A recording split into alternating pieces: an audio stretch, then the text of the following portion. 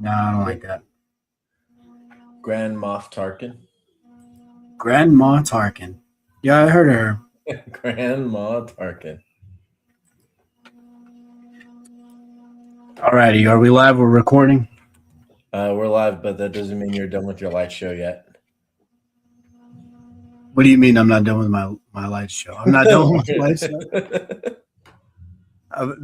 I thought I was getting more settings with these, to be honest, but there's really not a whole lot. I think it's actually just different colors.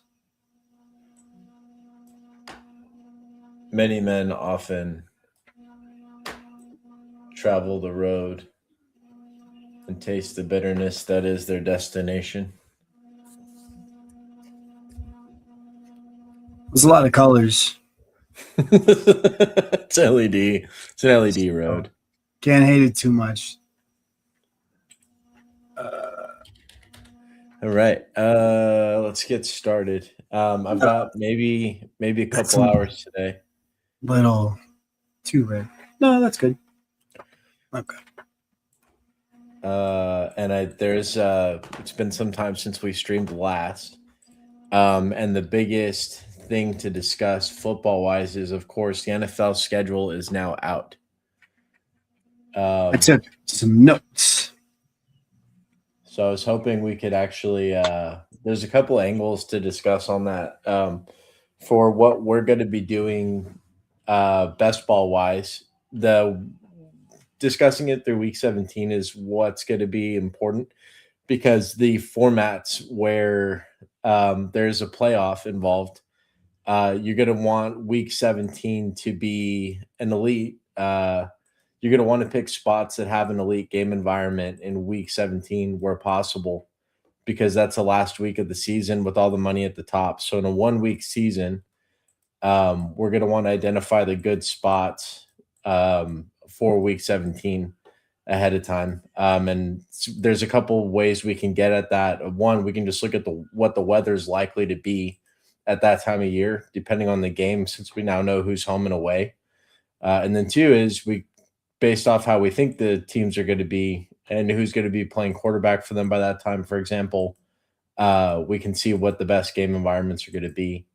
So if it's all right with you, Goo, I wanted to walk through the schedule first, specifically looking at the playoff weeks for best ball, which is going to be weeks 15, 16, and 17. And then I was actually hoping we could do a little exercise where we compare those teams' playoff schedules and see who has the best spot, and that way we can use it to draft the rest of the summer. All right. Pulling up the schedule now. Nice. I'm making a shitty spreadsheet. All right, we're looking at weeks 17 specifically, you said? Yeah, so it's I kind of jumped all over the place in that introduction, but in short, the tournament style contests on Underdog and DraftKings have playoff weeks. These are weeks 15, 16, and 17. Typically, you need to be the best team out of like 12 or 16, or in some contests a little less. It's a little less difficult to advance, but you need to have the best team in each of these weeks. And it's basically sudden death. You advance or you don't. So the thought process here is, in addition to just drafting players based off how we feel about those players, who they're going to be, we can also kind of predict who's going to go off when based off of the schedule. And then also who's going to struggle more based off the schedule. For example, this year we have a matchup of the New York Jets versus the Minnesota Vikings in week 17. And let me see where that game's being played. But that, just thinking about that sort of game for fantasy football, I think this is going to be in New York, so kind of outdoors, if I'm not mistaken. So this is a game January 3rd, outdoors in New York, and it's going to be Sorry, just blanked on the name for the Vikings defensive coordinator, but he's awesome. People Brent Flores. Oh yeah, Brian Flores. Yeah, yeah. He just the way he works blitzes in disguises coverages drives teams mad. Well, is Gino or Gino's backup got to do well against that defense at that point in the year outdoors in New York in January? The one first off, the weather could be a concern. There could be a lot of snow, and that slows the game down. Two, I just mentioned the quarterback concerns at that point in time. I know you hate Kyler Murray, for example, and Yeah, don't think he's awful. gonna be a Awful. an engine. This is a Fantastic team, talent, but he doesn't watch any film. yeah, and he probably won't need to against these Jets. But the Jets defenses are You need to usually the watch only against the part. Jets defense. I don't think this is going to be a good team they're playing It's not a against. good team, but the defense is usually pretty solid. And it's not like they did unload of quite a few pieces, but I mean I'm looking at the line right now. Minnesota's projected as a 3.5 favorite with an over under total of 40.5. So like that's a score of 23 to 20 to 17, right? Or for them to win by 4 points. What is that? 20 to 16? What'd you say the line was again? 40.5. So they got to score 41 points combined, and the Jets and the Vikings are going to win by 4. So that 40, anything below 45 is typically considered a not great game environment. No, And right. these days Yeah, it's pretty that's what rare. I'm looking at here. It's Yeah. just going to prove your point is they're not this isn't going to be a good game at all for Yeah, and fantasy so output. what does that mean for our fantasy teams? Well, for drafting on Underdog and DraftKings in the tournament styles with these playoffs, if we draft Brees Hall, if we draft Garrett Wilson, if we draft Aaron Jones, Jordan Mason, Justin Jefferson, players in this game, if the game's not going off, if both teams are only projected for 2 to 3 touchdowns, and knowing this how this is going to shake out, there's going to be one touchdown on the ground from Jordan Mason. There's Yeah. going to be like 6 field goals from the Vikings kicker, and the Jets will probably settle for 3 field goals and probably not score a touchdown. And are we going to want to have Brees Hall in that matchup against the Vikings defense? No, probably not. Are we going to want to have Garrett Wilson? Maybe in a game where they're getting trashed. But with Gino there, I mean, part of that Jets question particularly comes down to, do we think Gino's playing? But just zooming out here, the strategy again is just what quarterback could be playing for them at that time. And if you think about the Jets where they are, there's a chance the head coach gets let go like first 4 games of the season, Aaron Glenn. And No, I don't then think there's a chance Aaron Glenn's getting fired in the first 4 games of he the should have season. been fired last season. I think they just I brought him back to cement in the tank this I coming don't year. I don't know why you're thinking that he should have been fired at all. It's not like he inherited the holy grail of teams. Like It give didn't the do dude a anything with break. his There's nothing to inheritance either. do with. They traded their 3 best players like right before the season and into the season, and then they No, kept Brees Adonai Hall. Mitchell's still on the team. Like, I stop it. Just stop it. We're not doing this. The Jets are I not agree they were a tanking, but well-built roster, but I do believe that Aaron Glenn is a step in the right direction. And if the GM is smart, they'll put together a defensive-minded team with a solid offensive line, and they'll be all right. so I don't see him winning head coach anything of note anytime notwithstanding, soon. regardless what happens with the head coach, if Gino plays exactly the same as he played with the Raiders last year, I don't think he's going to finish the season. I don't know what younger guys they have behind him, but I think that Last they'll I just checked, see what they have left. They'll see what they they were have. bringing in Russell Wilson. Oh, that'd be gross, but probably good for Garrett Wilson. No, so right now it's the young guy on the roster is Cade Klubnik. Cade Klubnik. I've Yeah, heard the he's out name of before. I think Clemson. he's gotten some hype. He's out of Clemson. He's not bad. Um, I mean, he's got a lot of talent, and I mean, he didn't win a whole lot at the college level. Well, not a lot of the meaningful games like at the playoff games. But he played well. I got no Do problem you know with Cade where they Klubnik. drafted him? Not off the top of my head. Let me check this out. The barrier for me is like if they took him in the first 3 rounds, this guy's probably going to get some starts this year. So If the he's a Jets fourth aren't round in pick. playoff contention, He's a fourth fourth round round pick. pick, but he'll probably still get some time anyway, just given that the Jets' offensive line isn't super, super strong. Uh, yeah, not strong at all. Not strong at all. So I wouldn't be surprised if Gino just kind of gets beat up a little bit. You don't want to plan for that, but I just wouldn't be surprised to see it happen. Right now, their listed backup is Brady Cook, who I know nothing about. Brady Cook. That's not. That's not. Who am I thinking of? Brady Cook. He came out of Missouri 2 years ago. Yeah, I don't know this guy. Not at all. He played. He had a few starts at the end of last year. Yeah, it looks like it. Yeah, that's what happened. Okay, so They don't look very good. Yeah, I think I might have put this guy in DFS 1 week, 4K So, start against someone at the end of last year. so to your like Aaron Glenn's not doing anything point. This dude is awful, and he got 5 starts. It looks like. So Yep. the talent is just not in system. Hopefully they're trying to get around. I mean, like I said, I got no problems with Cade Klubnik. I think if he has a little time to develop the right way, he could have a pretty decent career.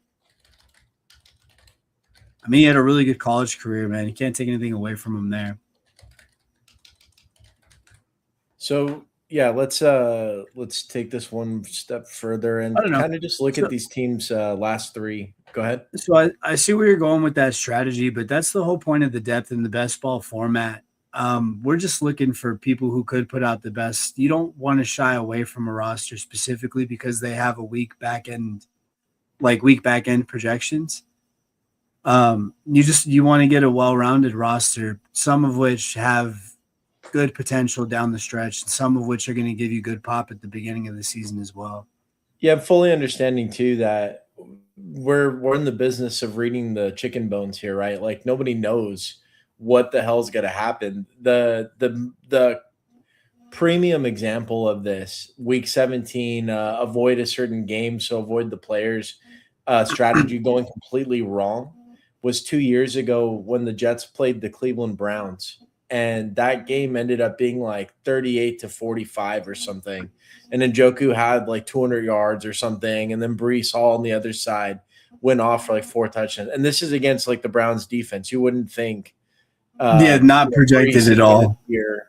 Or, Yeah. tight end going against the Jets pass defense usually in these last like 10 years hasn't worked out, provided everyone's healthy. So all that said, like if we just look at the Jets last 3, half these games could go the way we think or they couldn't.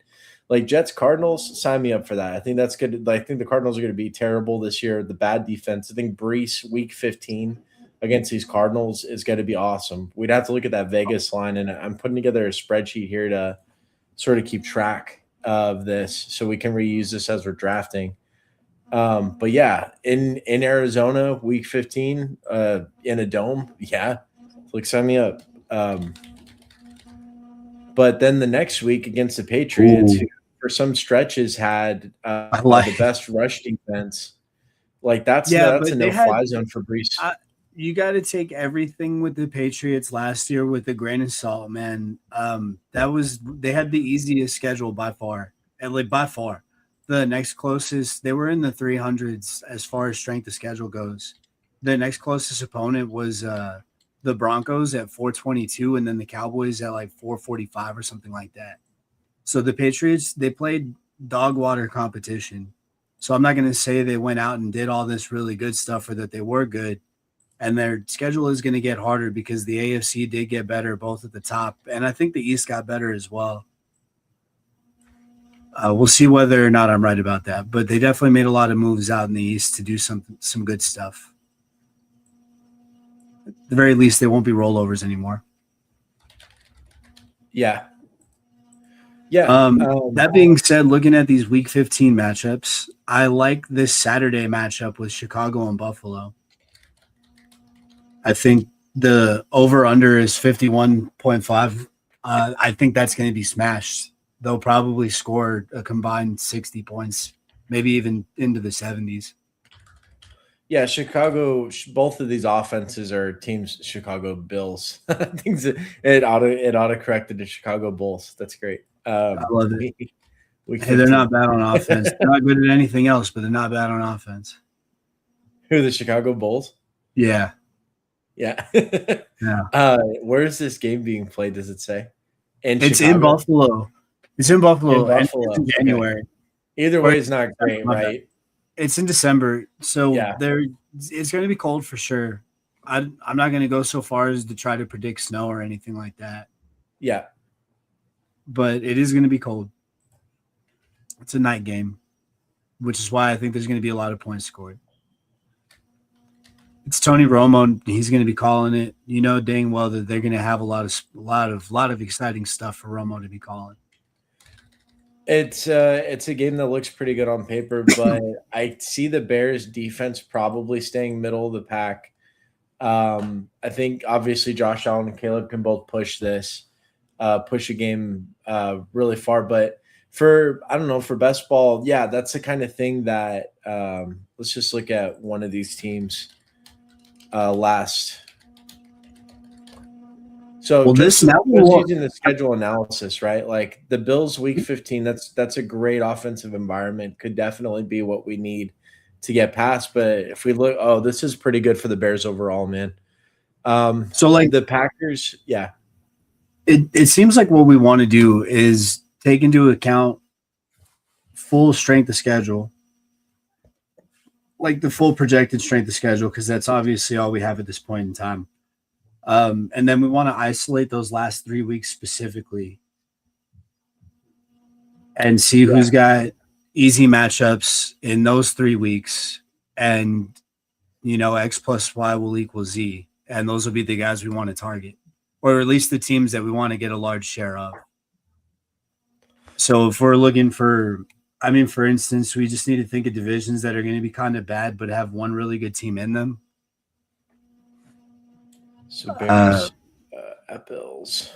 The NFC North actually jumps up to me because it's I don't know how good the Bears and the Packers will be on the repeat, but I think the only really good team out there is going to be the Lions.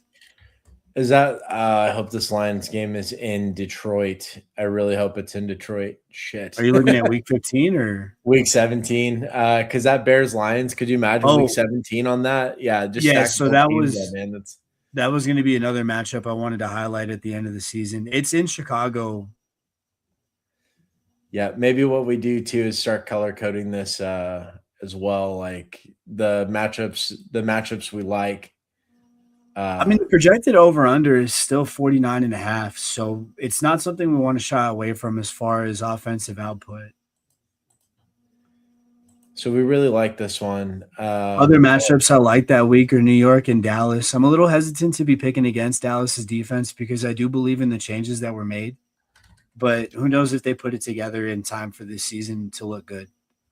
So that could be a team that's going to be in Dallas, right?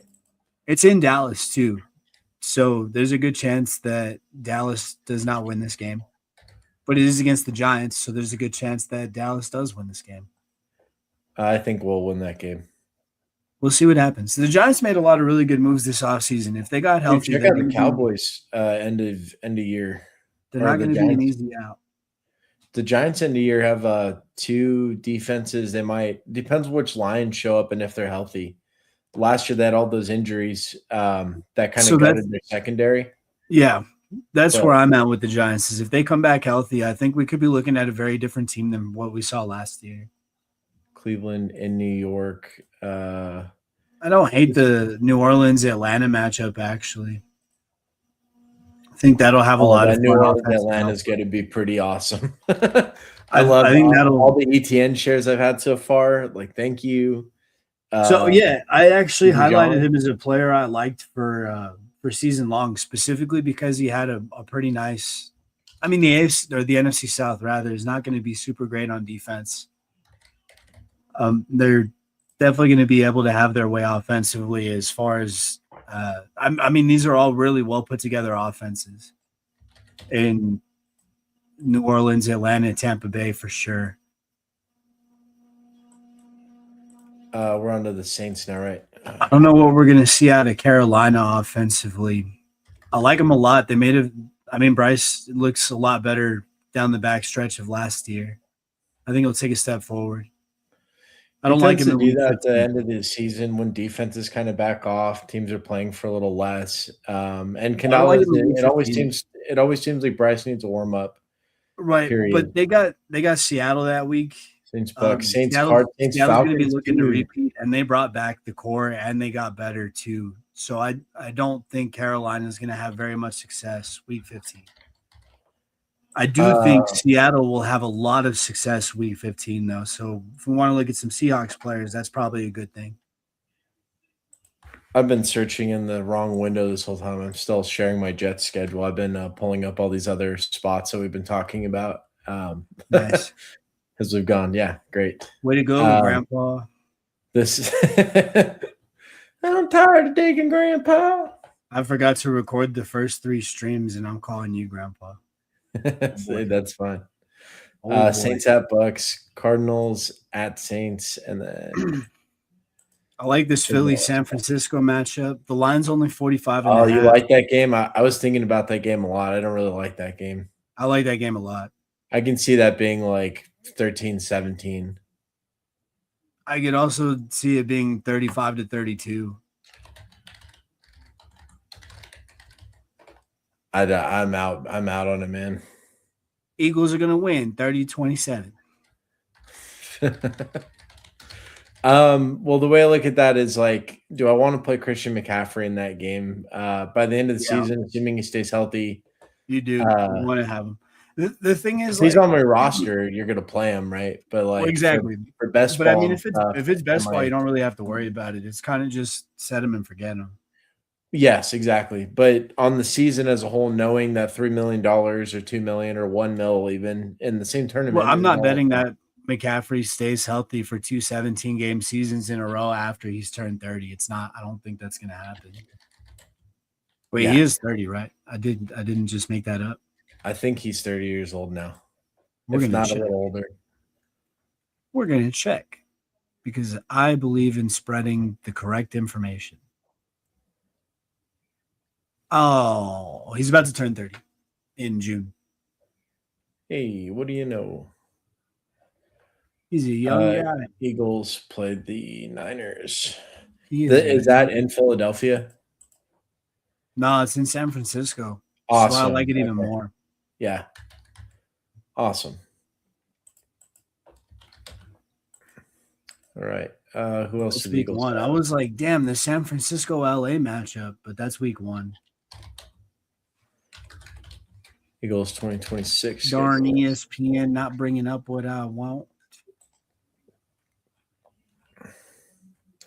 Who else do they have? They've got the Texans and the Seahawks. Dude, look at this gauntlet that the Eagles have to run through at the end of the year.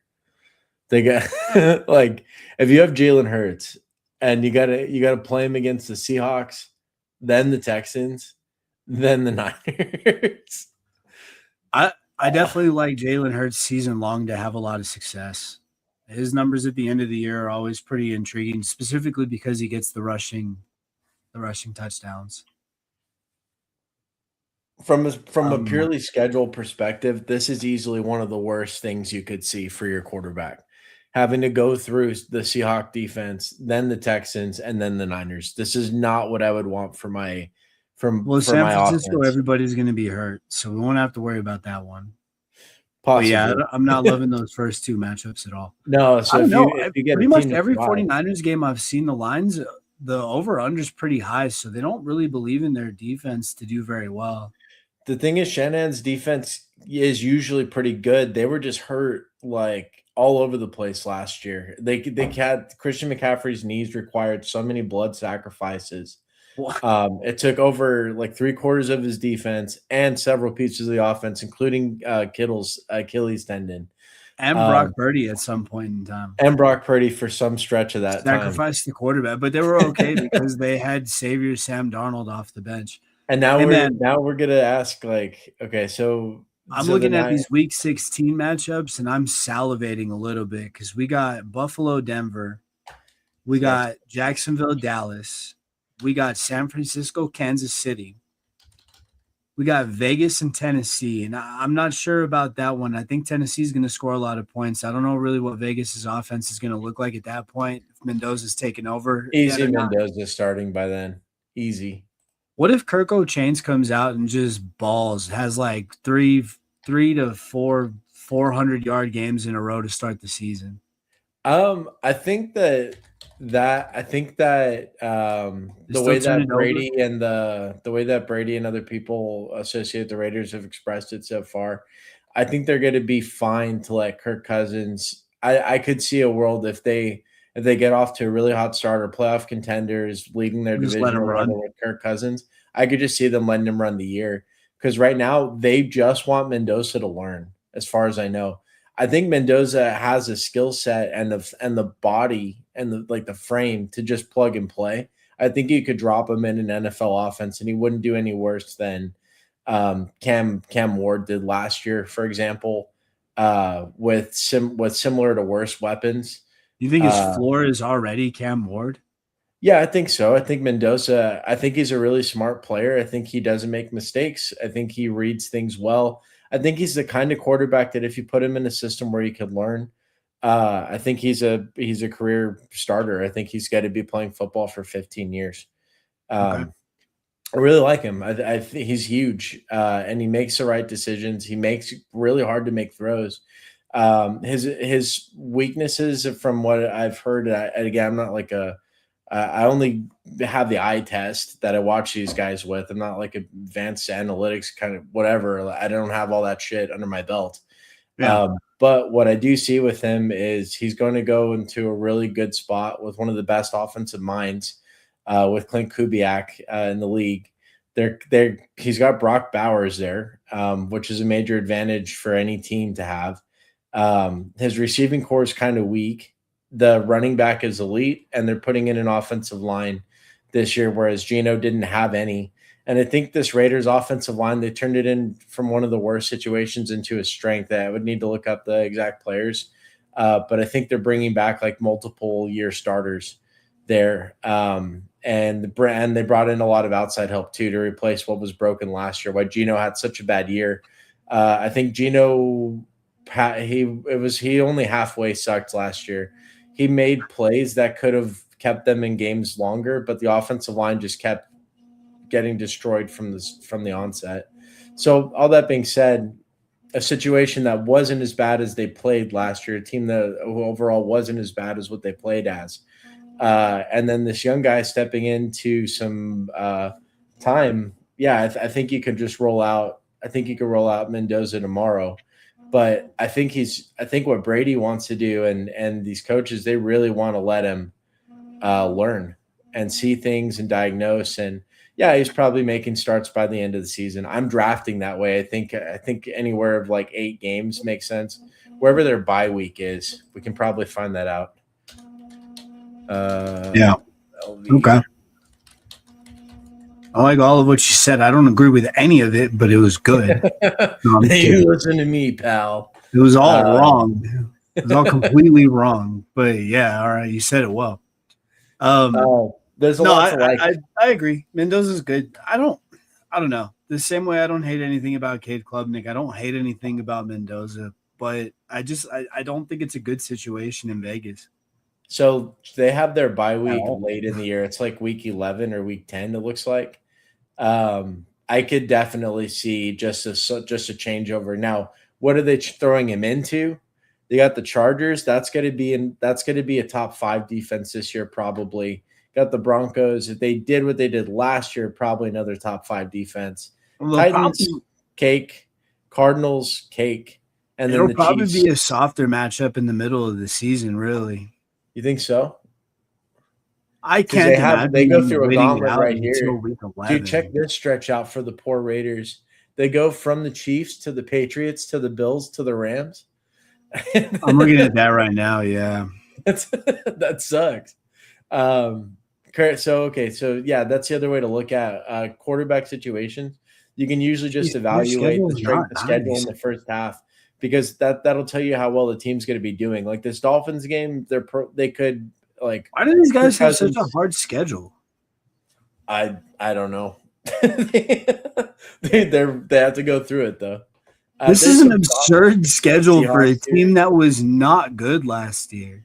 Well, part of that's just playing in the AFC West, right? Like three East, Super but Bowl yeah. contenders are in it. Oh No, no, they're yeah, playing they are the in the West. Yeah, yeah. yeah. My bad. I was looking at they were They playing the play with they Jets. play with Yeah. three Super Bowl contending teams: the Chiefs, Broncos, and Chargers. So that's 8 of your games right there are Super Bowl, or 6 games are Super Bowl competition. Um, you know, uh, who else And is then here? even their easy games, like they have Cleveland and the Jets, both of whom are gonna have pretty decent defenses. This Raiders 15, 16, and 17 stint's not bad though. The Broncos bad matchup at a time when Awful. the Broncos will probably need a win. Titans though, if that defense doesn't improve, Salah's gonna have his guys playing. Wait, their His guys bye week's week playing 13. the Raiders. Yeah.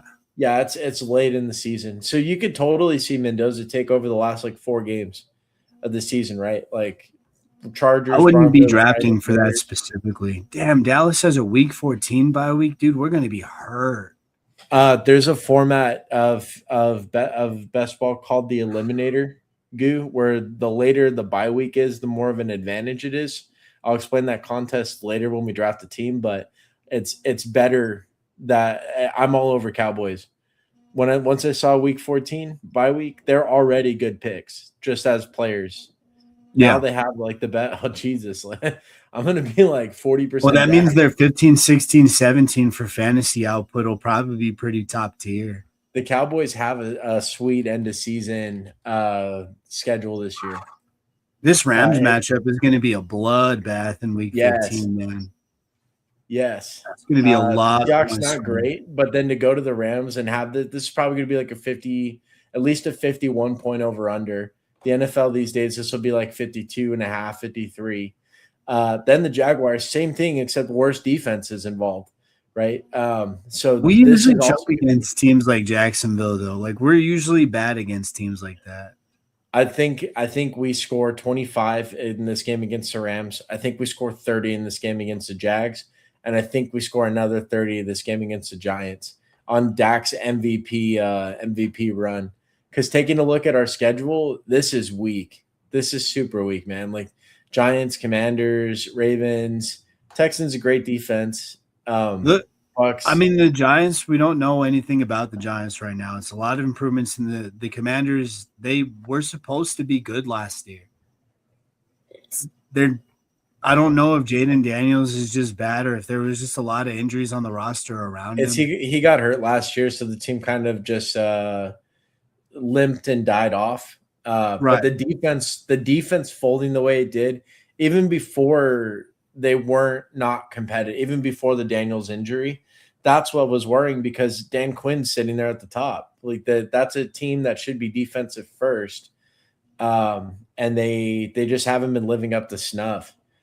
Uh, I don't. I think the Commanders' offense will be good if Daniel stays healthy, but I think this is a very. I think any matchups against him will be easily winnable. Especially because I think the way that the Cowboys change their defense, that will be middle of the road this year instead of dead last. So that'll be nice. Right. Yeah. Yeah. I do think there will be a significant, like a very noticeable improvement between the defense last year and this year. But look at this. We So got week 5. There's a Tampa Bay matchup for Dallas. I like that a lot. I mean, like we said, it was already a schedule. Like we knew the projected opponents, but now where they've laid out just kind of makes a lot more sense to be all in for a best ball format. Or even for just a season long format for like a 10 to 12 team league. There's a lot of value in the Cowboys roster. I love it. I think this is the best playoff run we've seen so far.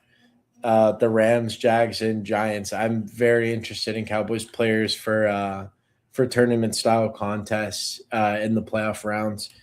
I thought the New Orleans Saints one I know we already talked through this spot a bit, but now that I'm going to oh wait, New Orleans Saints 2026 schedule. I I think like this the was the other Saints one that stood out. middle of the year schedule. Which patch? This It's it's like weeks 5 through 10. Might even be through week 11. I just haven't gotten there yet.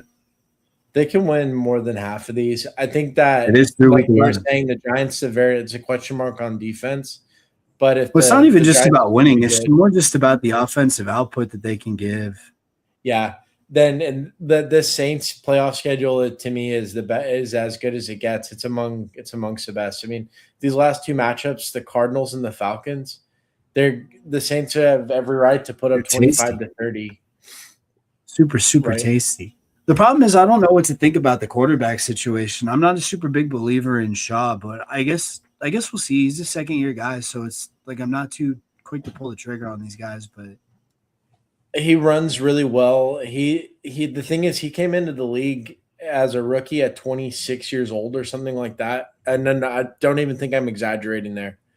The guy has just a ton of experience and he plays like it. He doesn't make a lot of mistakes and he can run really well for, like a bigger white dude.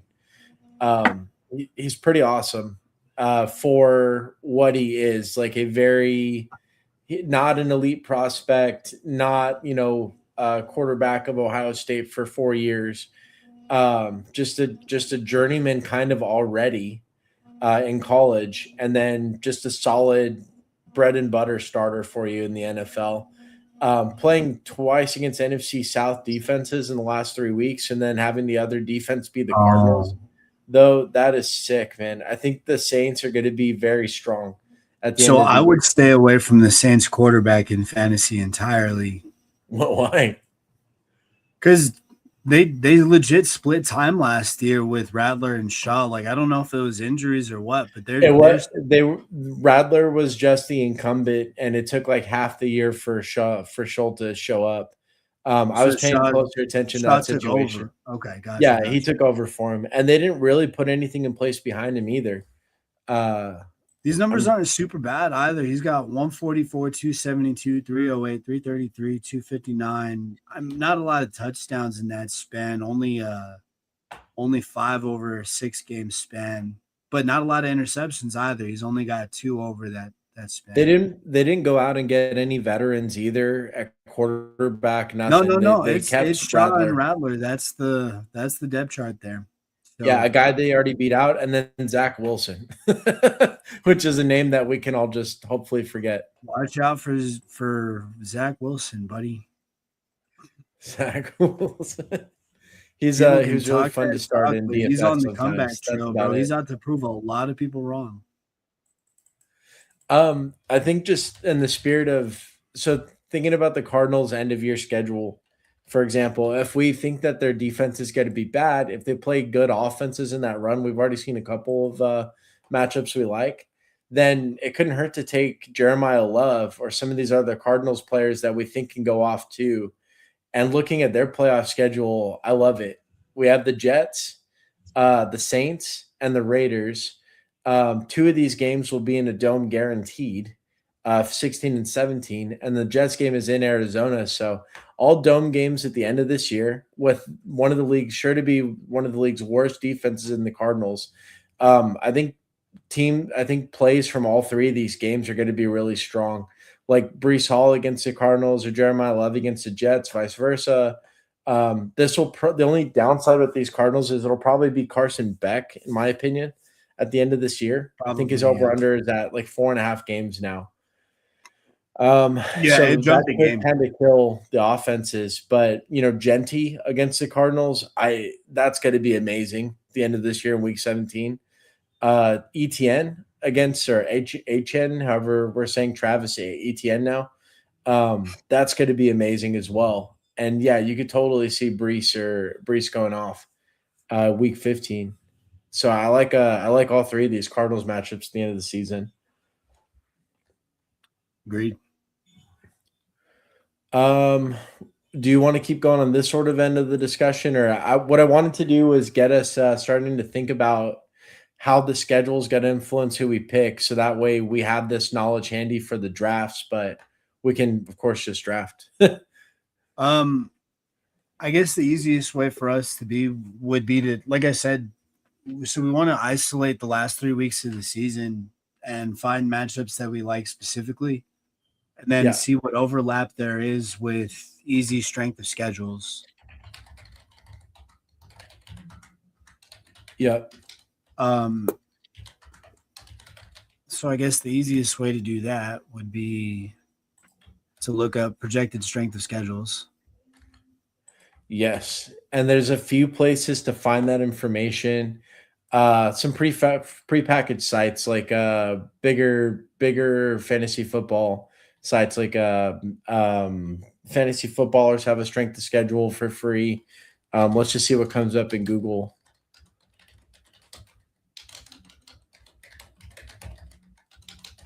Combined 2025. So the problem is it's based on last year's win percentage, Yeah, and you have to do some reading the chicken bones, right? You have to do some forecasting here. which And the only way to defenses do got that is better. to see where they were at and then kind of anticipate, are the roster changes plus any coaching changes gonna. So I would stay away from Dolphins players. There's probably a good reason to do that anyways. I mean, talk about a situation in flux. Um I would Malik say Willis, stay away you can from feel how you want to about him. We know he's not one of the NFL's top 10 quarterbacks, probably, and very unlikely to be their long term answer. He could be, but it's very in flux. And then new coaching staff. They did sign Devon Chen to a long long term. term Yeah. deal. Yeah. But what's the defense going to be? Who knows? Are they even going to be competitive this year? Are they going to try and tank for one of the quarterbacks coming out of the draft? I could absolutely see it either way. The receivers are questionable at best. Malik Washington headlines, but he's kind of just like a gadgety slot. Two rookies. One of them he can really be something. Chris Bell. He just had a laundry list of injuries, and then they reached on this guy, Caleb Douglas, who's going to be another rookie. Probably not as good as Chris Bell's ceiling, and honestly, who knows what any of the three are going to be. And really, like when pressed about the passing game, the coaches for the Dolphins really just talk up Greg Dulcich at tight end. So Yeah. that's that's not telling me anything good's going to happen with these Dolphins at the end of the year, or over the course of the season. At all. Um, yeah. So I'll take Malik Willis like without a lot of pieces around him. I'll take Ollie Gordon, who's the backup to Devon Achane in case they do start tanking, they'll shut Achane down more likely. And then Ollie Gordon will be there for 10 to 15 touches a game, maybe a touchdown. He goes like last round of these best ball drafts. I take Greg Dulcich a lot because they don't have any other tight ends around him. Trying to look at the strength of schedules too as I'm talking here. Uh, So yeah. one, yeah, Yeah. As far as getting back to these strength of schedules, the ones that I think that are going to overlap with a lot of what we were talking about, the Saints have a pretty easy strength of schedule. The Browns have a pretty easy strength of schedule. I didn't take a look at their last few games of the season, but I am liking because their offense it looks pretty solid this year. And a 429 strength of schedule kind of tells me that they're going to be playing a lot of easy teams.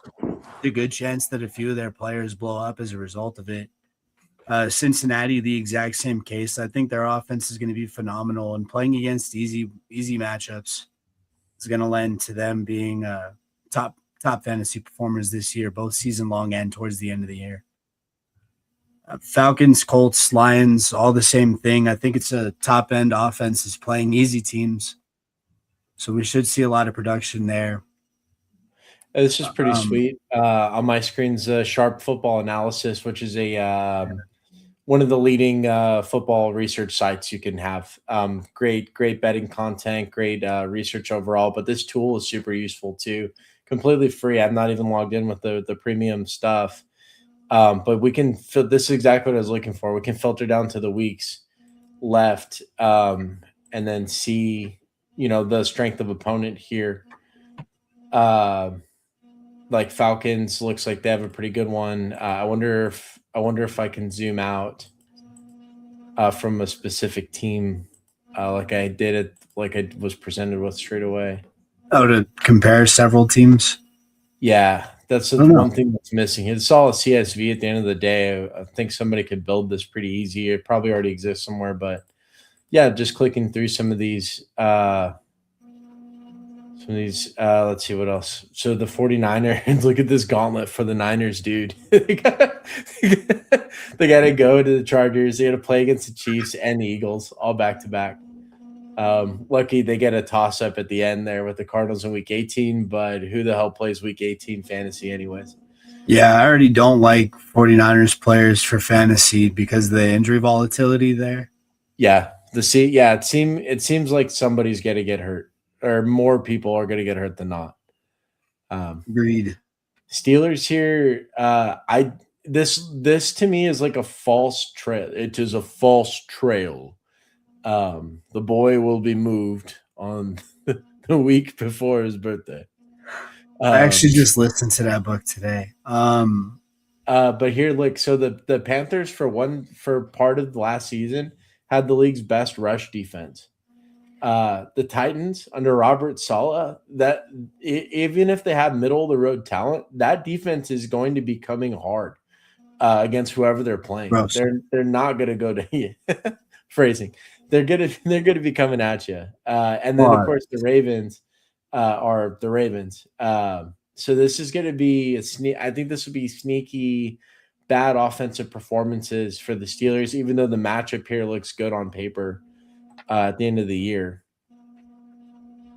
Kind of think these are like grinded out games, especially if the Steelers defense stays healthy. Eagles, we talked about, they're kind of screwed at the end of the year. That's We bad. kind of like the Jets. Talk through the I like the Giants. Jets because I don't believe in the Patriots as a team. I don't believe in them in any way. I think Maybe they were some of phony the pretenders last year. offseason antics kind of gets in the building, and shakes everything. But I think they're a great group otherwise. I think that's a good There team. is also the loser of Super Bowls tend to go on and do really bad things the next year. That's true. Yeah, I So can think of a lot of examples.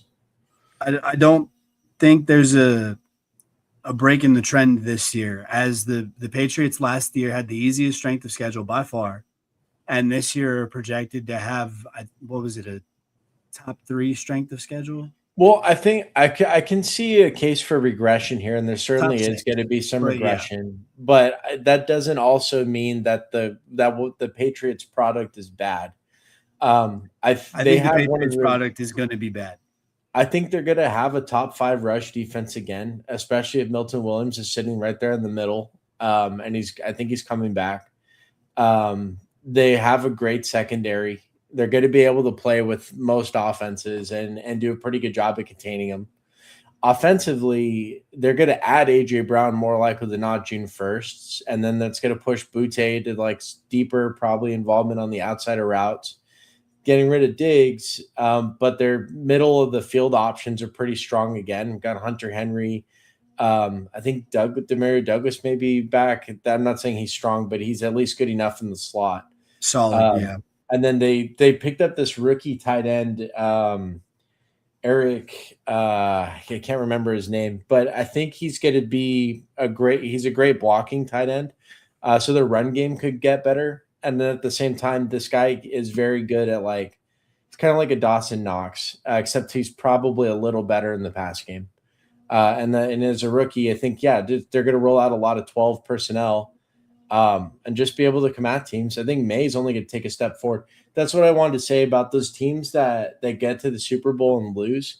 This kind of reminds me of like Burrow's rookie season, where it feels like they're playing with house money. Like they got there earlier than anyone was expecting them to be. Yeah. Yeah. But the Bengals didn't go back. No, because Burrow kept getting hurt. But are we not saying that? Are we ever saying that the Bengals are out of Super Bowl contention any given year? I If mean, their yeah, they defense, are. yeah. As long as their defense stays the way that it is, the Bengals are not a Well, true the Super Bowl Patriots contender have at all. not a Burrow level talent with May, but I don't know, 85% of him. And then the Maybe defense to actually 72% play of in them. those bigger games. I So I just don't see the Patriots being anything worth writing home about this year. They might win the division again, but it's only because the AFC East is so weak around them. yeah, yeah. If the Bills don't outright take the division with like a 12-win season or something, I haven't seen their full schedule yet either. That's a Um, maybe for the Bills. I'm not a huge believer in them as a team either until they fully address those defensive issues, man. It's getting absurd. I don't know how you can waste a quarterback like Josh Allen for as long as they have. Josh Allen kind of wastes himself too, and that's not meant to be like a hot take kind of thing, but I look at Josh what Allen has like plays where he kind of wastes himself. It's not like full game but they tend to stretches. be in big moments in Right. the playoffs Okay, sometimes. but these big moments are happening in games that are like 35 to 42. They're not happening in games that are 17 to 20. The Broncos AFC title game or the divisional championship this year Oh yeah, here. he played like dog shit. I'm not saying that I Josh thought he Allen played is pretty immune well to for a lot of playing the game. I bad. think I saw two interceptions in the fourth. I think there was two in the fourth quarter. One that just didn't need to happen. He tried to go for like a 40-yard touchdown when I think there was still like two downs left. But you need Um, that. You need but that. and he was throwing to like Brandon You need Cooks that. or something against the Are you Broncos talking secondary. about the ground play? Like they were going to There the was a ground and it was ground a pick? There Yeah. was a ground play, but there was also one where it was in the fourth quarter and I think like 7 minutes left or something. And he just threw it deep for I don't know why. I still don't know why. He tries to win the game, which is what you want to see if you can win it all the time, but he can't. And the thing is, like, I think the Bills have known this for a while. And I look at the James Cook usage and what they've done with the running game and how they've transitioned to be like run first no matter what. And then like kind of give Josh Allen just weak receiver after weak receiver after weak receiver around. I think they're like trying to put him in I think they're trying to like buckle him in for a limited That's so dumb. experience. It just feels Josh that way. Allen is Brett Favre. You have to let that man go wild. But you got to let him. You got to let him run. Of You course, got to let him be him. half his body is being held together with like chewing gum by the end of the year and popsicle sticks. It is what it is, man. He Um, wins you games. He gets you deep into the postseason. He's played in the AFC Championship game a few times, and were it not for a few rules that I don't think should have existed at the time that they did, we might be singing a very, very different tune on Josh Allen's career. I'm gonna get us logged into DraftKings. We can fire up a But draft on the side. that being said, I'm not a huge fan of the Buffalo offense outside of Josh Allen and James Cook. It's really just those two that I would be taking from that offense. Do you like DJ Moore? He's going in like third, fourth I'll round take them. The or fourth, problem is fourth, fifth. if it's anywhere before like the 100th pick, I probably don't want any part of DJ Moore. Yeah, But 100 on, yeah, okay, I can see myself being talked into wide receiver one for the Bills. Who knows? Maybe they actually use him. I think they do because the coordinator there is the same guy that was there when DJ Moore was in Carolina. And there's a reason they traded for him. Now I could, so We should go get Curtis Samuel and reunite the duo. who was the other dude right before that? Kelvin Benjamin. Kelvin Benjamin. Oh Yeah, no, that you dude had just no need to ass. get Kelvin Benjamin back. The only reason Kelvin Benjamin had a job in the NFL was because he was big and fast. If he was not both of those things, he would not have had a job because he could not catch. It was They're bad, man. big, It they was bad. fast. Plus, they fast. Yeah, you said that already. You said that already. Hey, you said that already. I don't blame him for saying it twice, man. If I was playing against them boys, I would have been, woof, Yeah, yes. all 20-year-olds that you're playing against. Hang on, I got to step away for a second. I'll be right back. Heard.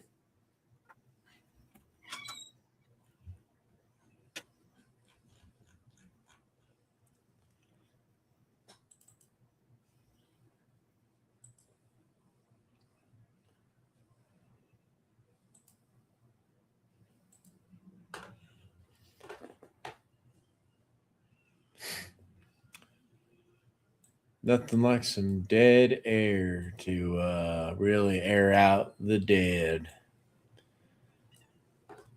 Well,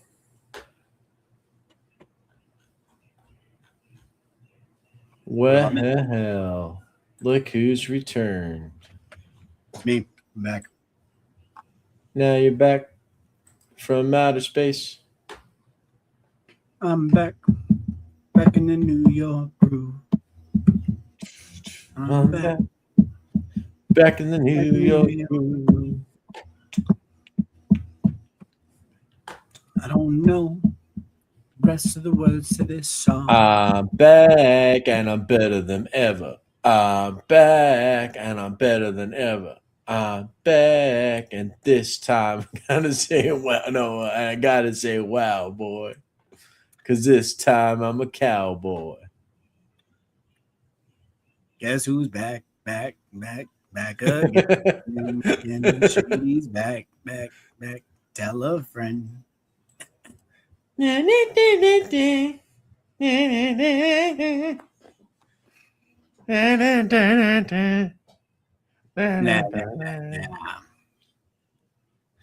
Back in black! Hit the city!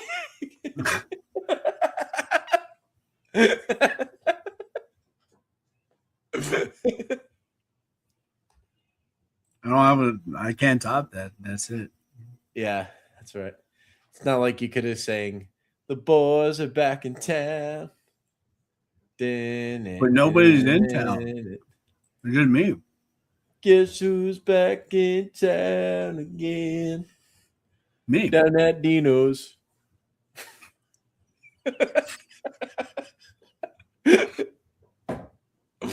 Fantastic. Thanks. Thank you.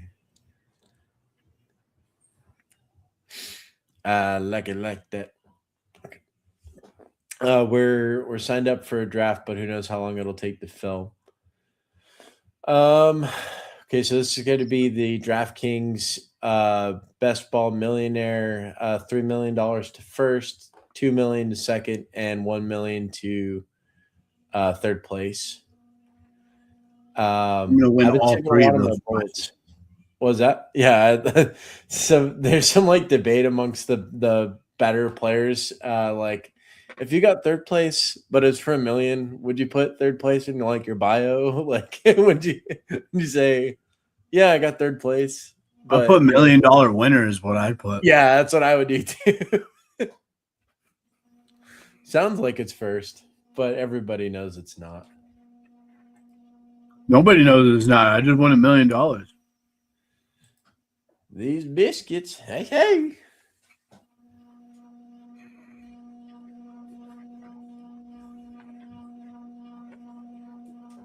Yeah, biscuits, yeah. My biscuits are burning. I just know those bad guys will be coming for us in the end.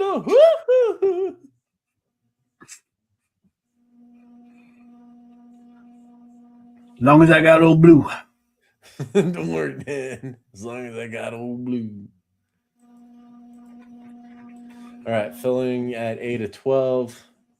Should be starting up this draft pretty soon.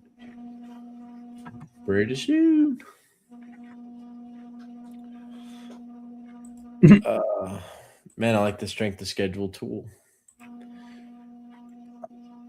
Trying to see if any of these other teams stand out. The Bears have a pretty good offensive matchups. Weeks 15 through 17 for them. The Bills, Packers, and Lions in order. I could see that Lions. I can see the Lions and Packers games being sneaky. Actually, all three of these matchups, they could be sneaky on the defensive side, but I don't think the Bears defense is going to be anything too scary next year. And I could see those games just going off. Um, You should be scared of bears. They're dangerous. Bears can smell the schedule difficulty. I hear difficult schedules attract bears. Difficult schedules attract eagles. Eagles can smell the difficulty. They can smell hard schedules. All right. Matchup is just about to, or the draft's just about to start, but I'm going to step away for a second. I will be right back.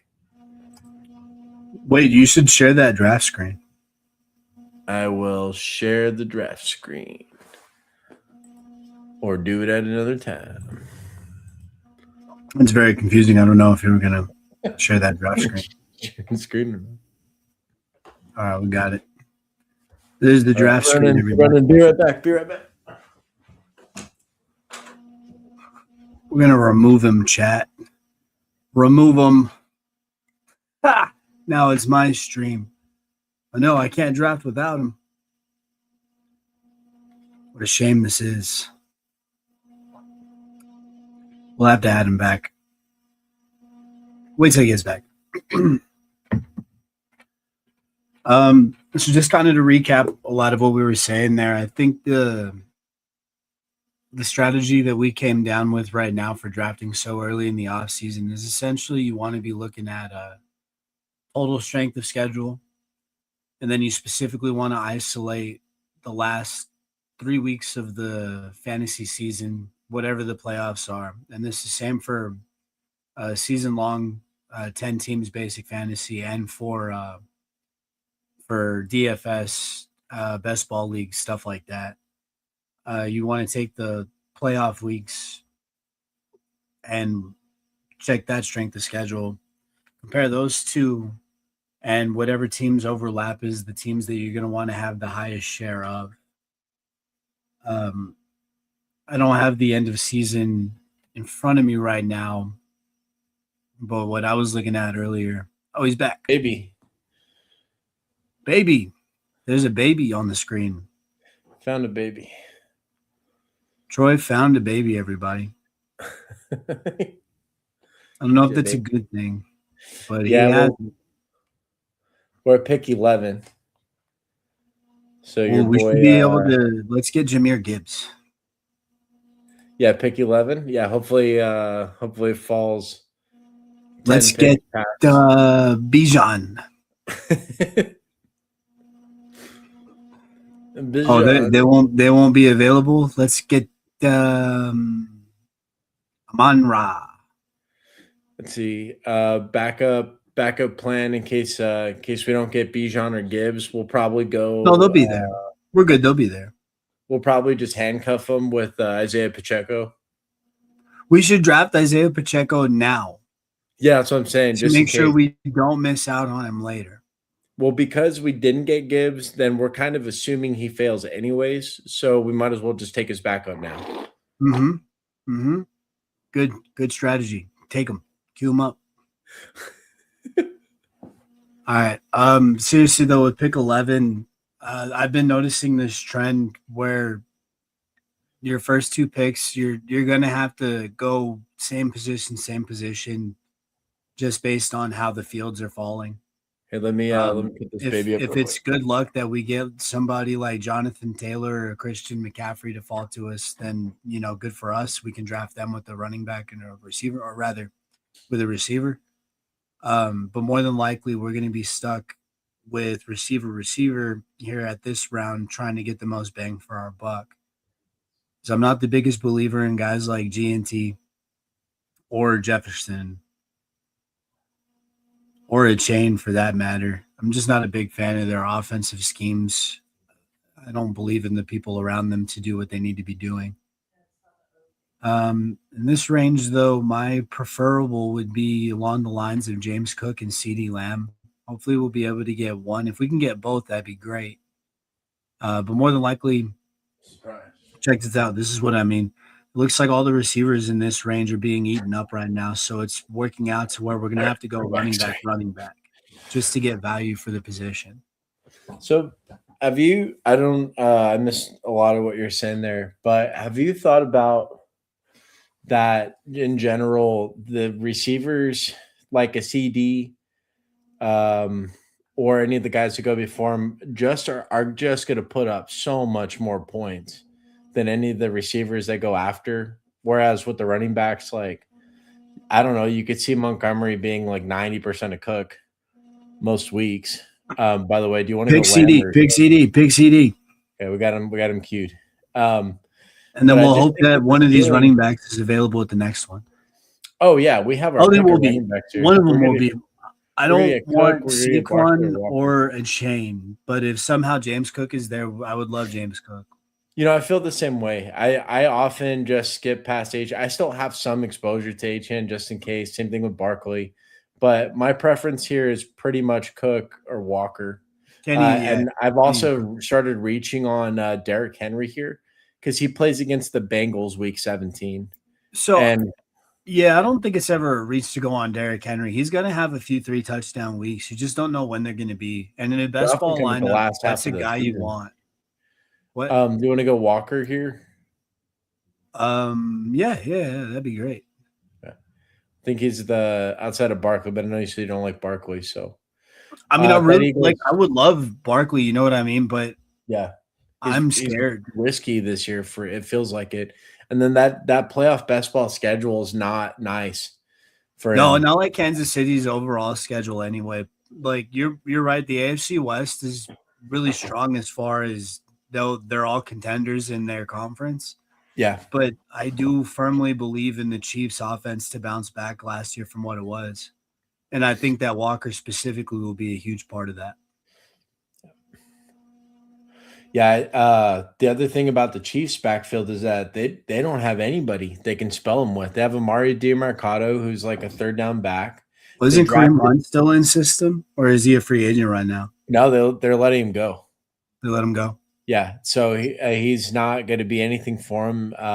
If anything, he could poach a couple touchdowns, but he's not going to replace Ken Bone, right? Like for between the 20s work. And Kenneth Walker can create, and Kenneth Walker can catch passes and create his own long touchdowns too. Yeah, So I wouldn't even be that worried if they kept Hunt. But the thing is, they don't have anybody like him behind him. So they have Amari Dimercado. They have Brashad Smith, who's like a converted receiver. I think he's like a pass catching running back as well. And then they just drafted Emmett Johnson, who's like a really big athletic pass catcher. That's his profile out in Nebraska. He caught like more balls than anybody else in last year's running back, any of these rookies coming in. But he's not known for his between the tackle work, despite his size, because he's quite sizable. He's like 220 something and 6'3". Like he's a big dude, but not known for being a power runner or anything that you can pretty much just see all the in between the tackles. Kenneth Walker, you can see goal line Kenneth Walker, and the fact that Walker can catch screens and stuff means that he won't be completely left off the field. His pass blocking specifically leaves something to be desired today. But with Mahomes, like I can really see it working for Ken Bone. Probably 10 to 15 touchdown season as his like floor. And with like if he is a shade of what Andy Reid's running backs used to be, like we're in for um someone way outperforming the running backs around him. Like that's for sure. I agree. Uh, I agree. I think Kenny Walker and the Chiefs are both in store for a fantastic season together.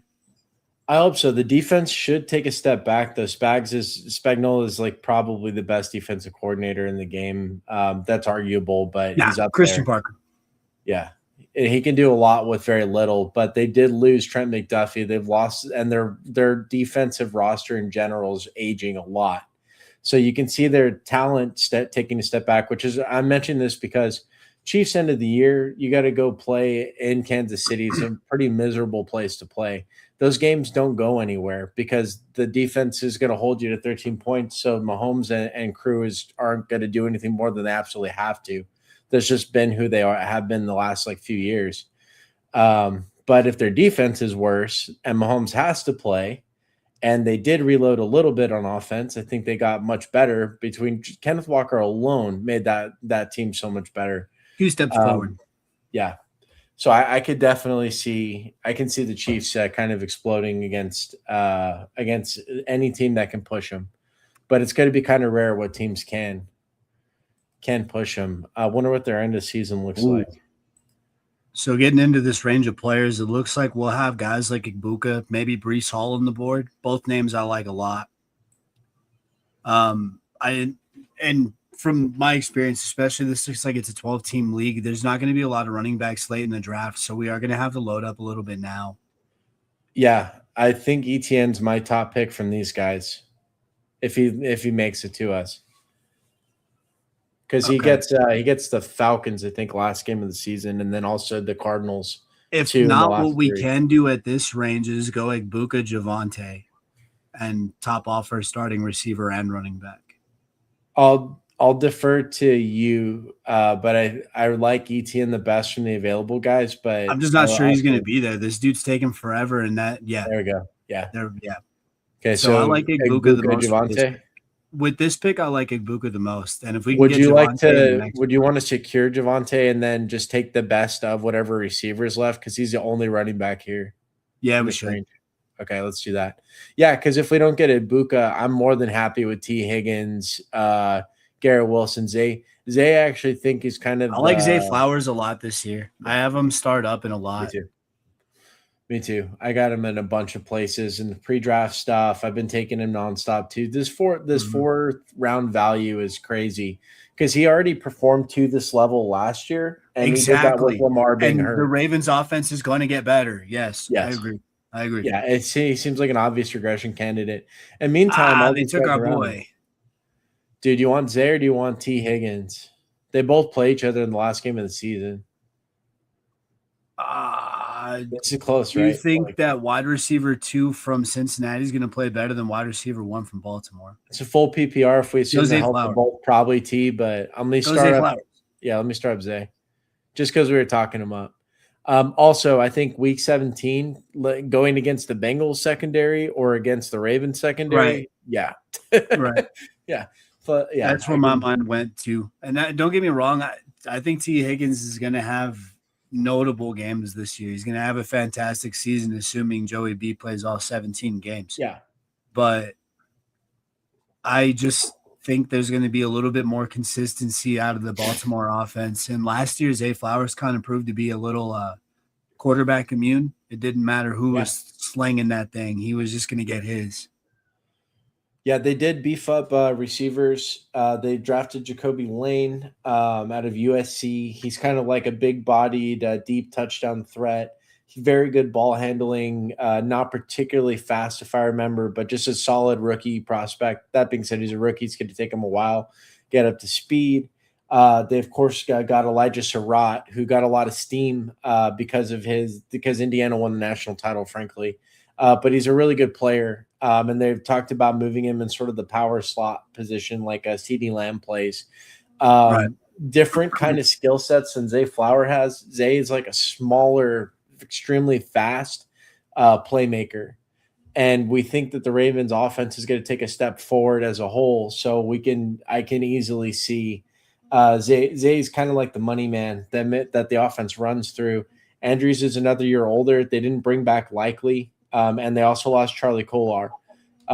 So this is an offense in flux, but Zay should be the cornerstone or the foundation of that receiving core. And like I said, like we're both saying, the Ravens offense should take a step back to where it was because Lamar should just be a little healthier than he was last year. I really, really, really like Zay Flowers this year. But do I like him better than T. Higgins? T's probably going to get the same amount of targets or similar amount. Probably a bigger average depth of target for T. Higgins. So he's catching more.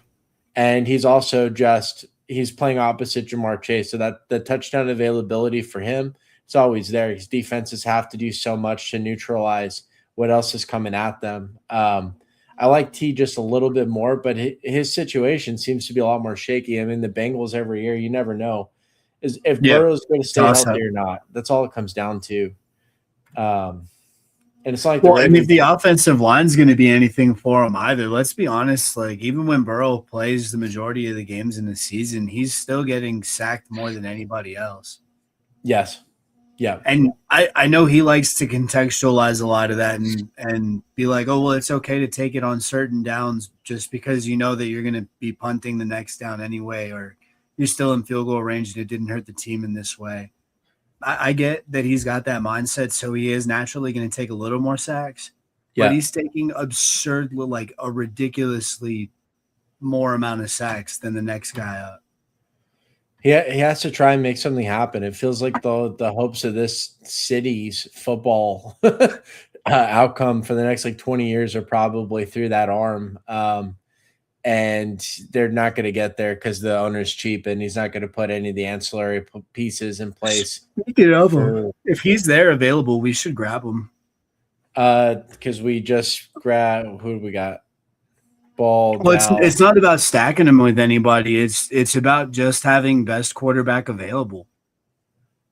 I want Dak if we can. I don't know if he's going to Oh, fall back. I would absolutely love Dak, but I'm just saying the Joe Burrow at this range would not be a bad pick. Burrow's already off. Since we already Burrow have the starting running backs and receivers already solidified. Burrow just left off the board. Then get out of the quarterback range. We can wait. I would really want Dak, but I don't think he's going to fall back to us in the 80s. But even if he doesn't, I mean, Mahomes, Lawrence, I think there's 300-point QBs on the year back there still.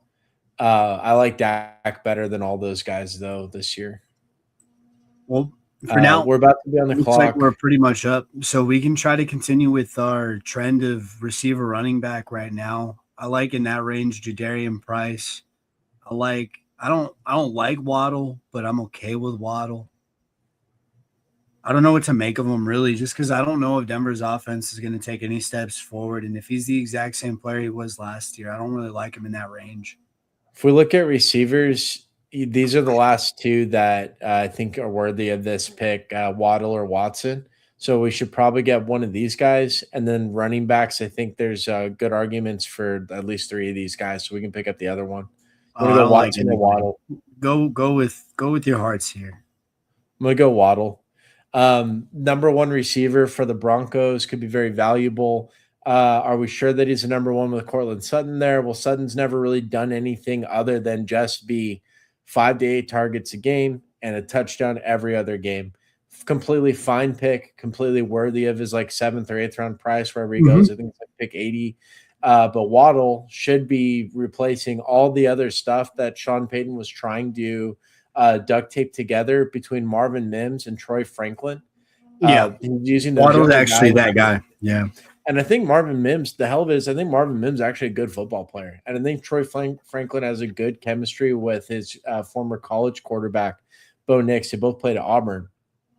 But I don't think that either of those two players are half as good as Jalen Waddle. Waddle's incredible. I think he's an actual NFL talent. I don't think Cortland Sutton will be the wide receiver one for too long. No, but I think Sutton's still going to be very involved. I've been taking him a bunch because looking at these other receivers, who would I rather have, Sutton or Washington? Sutton or Harrison? Sutton or Tyson? Sutton or Pierce? I like the offense is better. He's going to be getting a predictable amount of volume with the touchdown upside. Hey, here we're back up. Do you want to go Stevenson, maybe Tootin? 2 seconds. I don't love anybody. Okay, let's just stick with the average draft position. We're gonna go Tootin. He's definitely the most controversial. I don't feel completely comfortable, but it's a third running back after Walker and Williams. I mean, who knows? Maybe we just got the gem of the draft and we don't even know it. Talking through the Jaguars backfield, let's just pretend. So ETN left. And that opened up a bunch of in between the 20s opportunities. And it also opened up some goal line work, limited goal line work, some pass catching, limited pass catching. Tuden was kind of like the change of pace, but he's bigger bodied, and he was also featured on the goal line a little more. Mhm. So if Tuden just replaces ETN's role that he was last year, that's already kind of worth the 5th round pick to me because ETN was going, I think, round 3 or round 4 of last year, Yeah. and he paid off. But the thing about Tuden is he's not just a running back playing for a random coach. The coach Liam Cohen, in the interview for the head coaching position for the Jaguars, said Bayshel Tuden is the type of running back I would draft, and he said that to get sold to get his job as a head coach, and then he got the head coaching job, and then he drafted Bayshel Tuten. So it seems like he likes the player a lot. Yeah. On top of the situation being good, you can really see Tuden succeeding. Now, Liam Cohen did just get another one of his guys with Chris Rodriguez there. I think Rodriguez played for him back in college.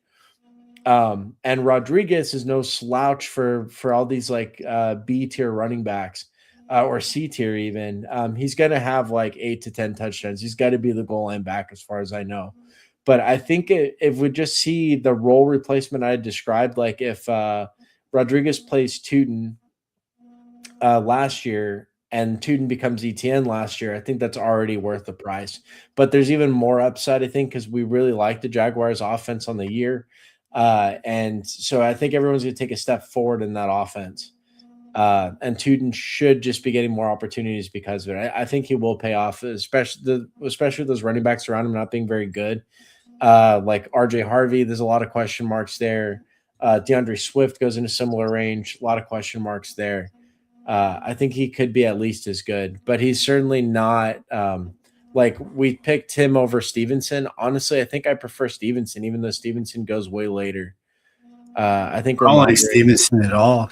Really, No, I don't like the New England backfield. I don't like the New England offense. I I don't want to like touch any I part of like them. both those running backs a lot. I love Stevenson. It I the love problem is Henderson. they're both likable guys, which means neither one of them is going to be poppy. They're both going to just be solid all year That long, and they'll wasn't that both be wasn't like, true last year. I mean, they kind of they traded off moments in the season. Henderson had like 3 games where he went over 30 or 40 points or something like that, like full PPR. I don't know. I But just his prefer to role look for waned. situations that are a little less disputed, especially going for the second guy and not getting the first guy.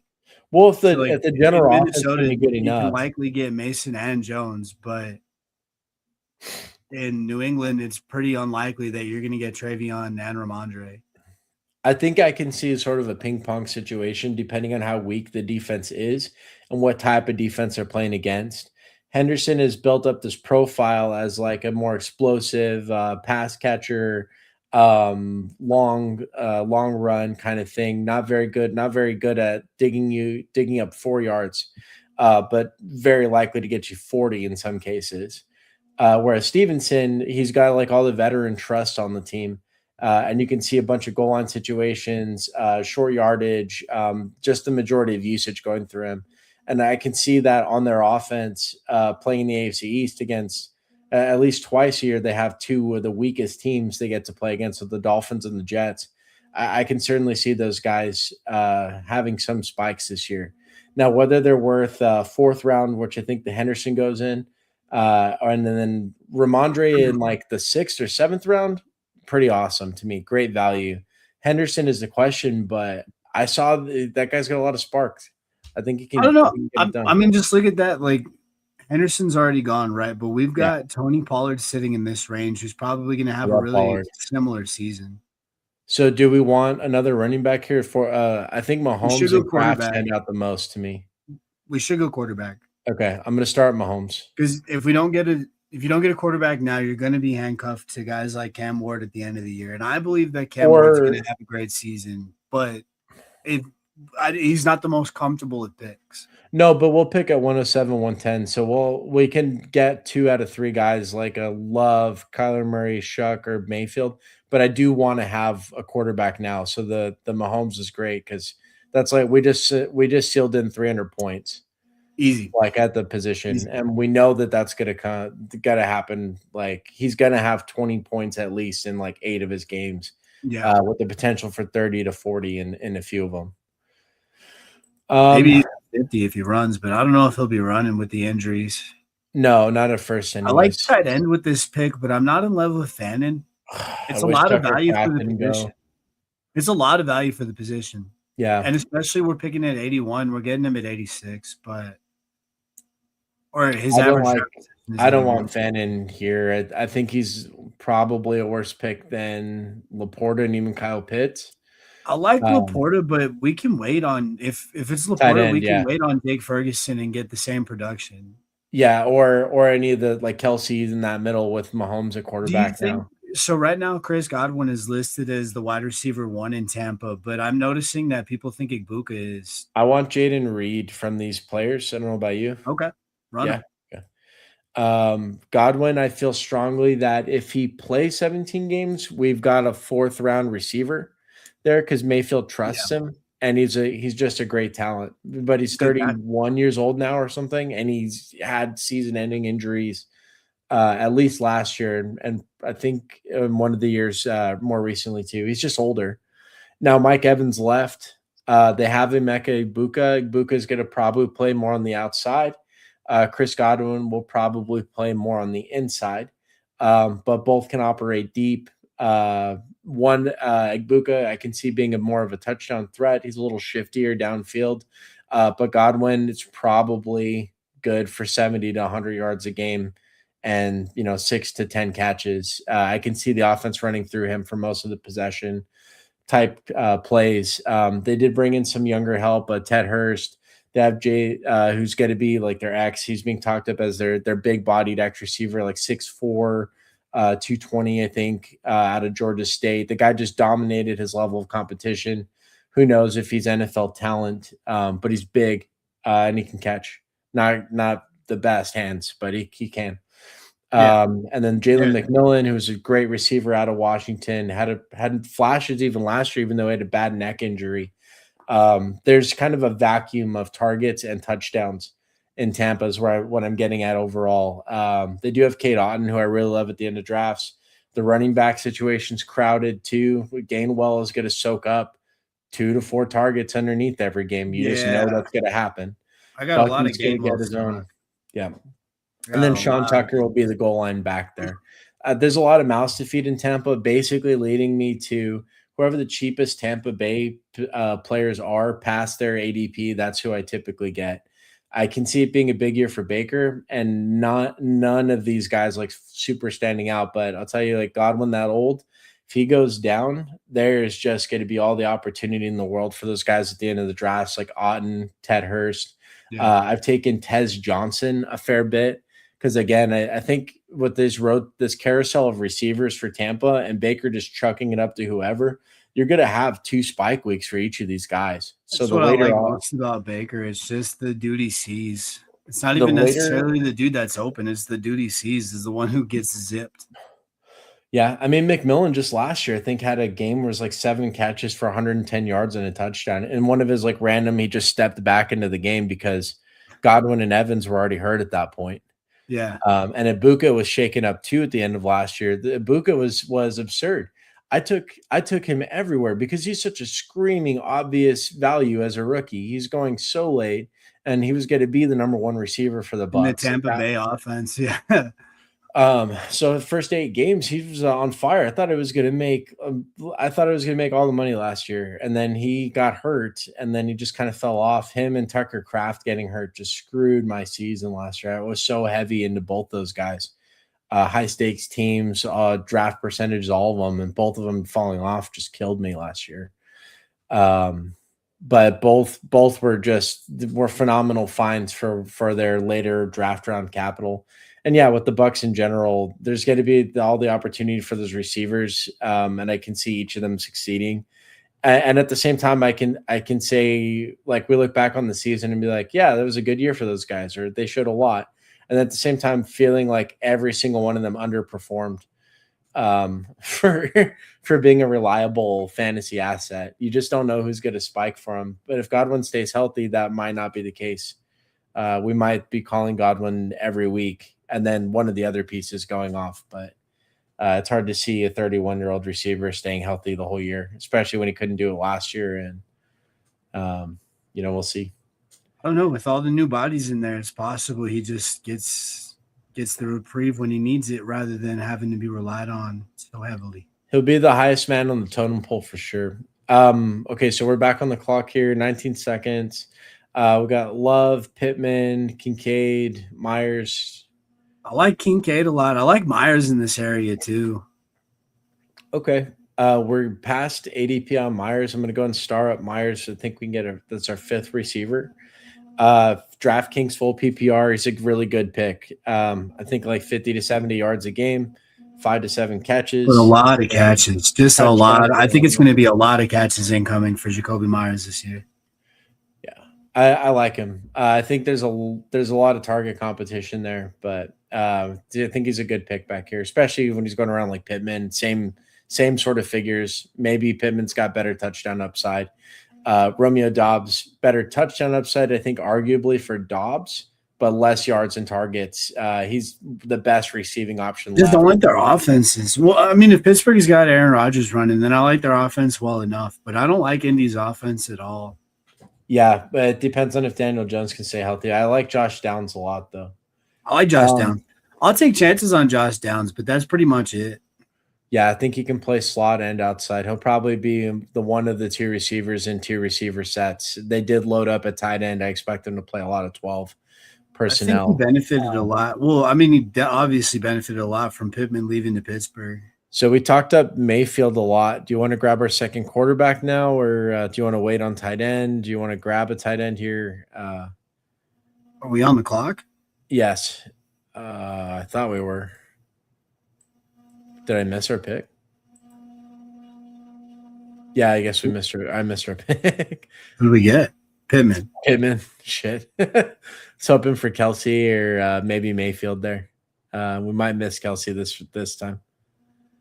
That's okay. Yeah, I mean, there's value at the tight end position late in the draft. You don't have to.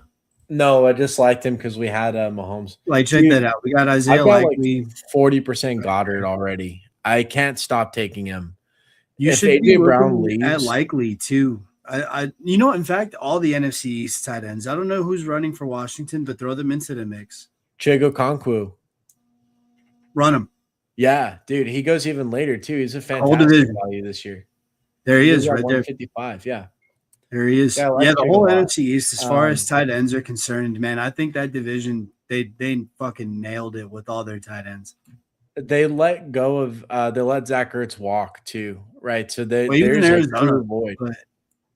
He was in Arizona for a few years. Zach Ertz was with the Commanders the last like 2 years, and I kept every year. That's right. Because Zach Ertz isn't like Zach Ertz anymore. The last 2 years he's actually been solid. He got hurt last year, but he was a great pick again. That guy was I was going to make the joke. It's more like Zach Ertz, but I thought it was in bad taste because he actually did get hurt. Yeah, exactly. More like Zach Ertz. Don't play for the Eagles. Did you get my exactly pun? Exactly. That hurts my ears. It hurts your ears. That hurts my ears. Yeah. I didn't quite catch it the first time around. Yeah.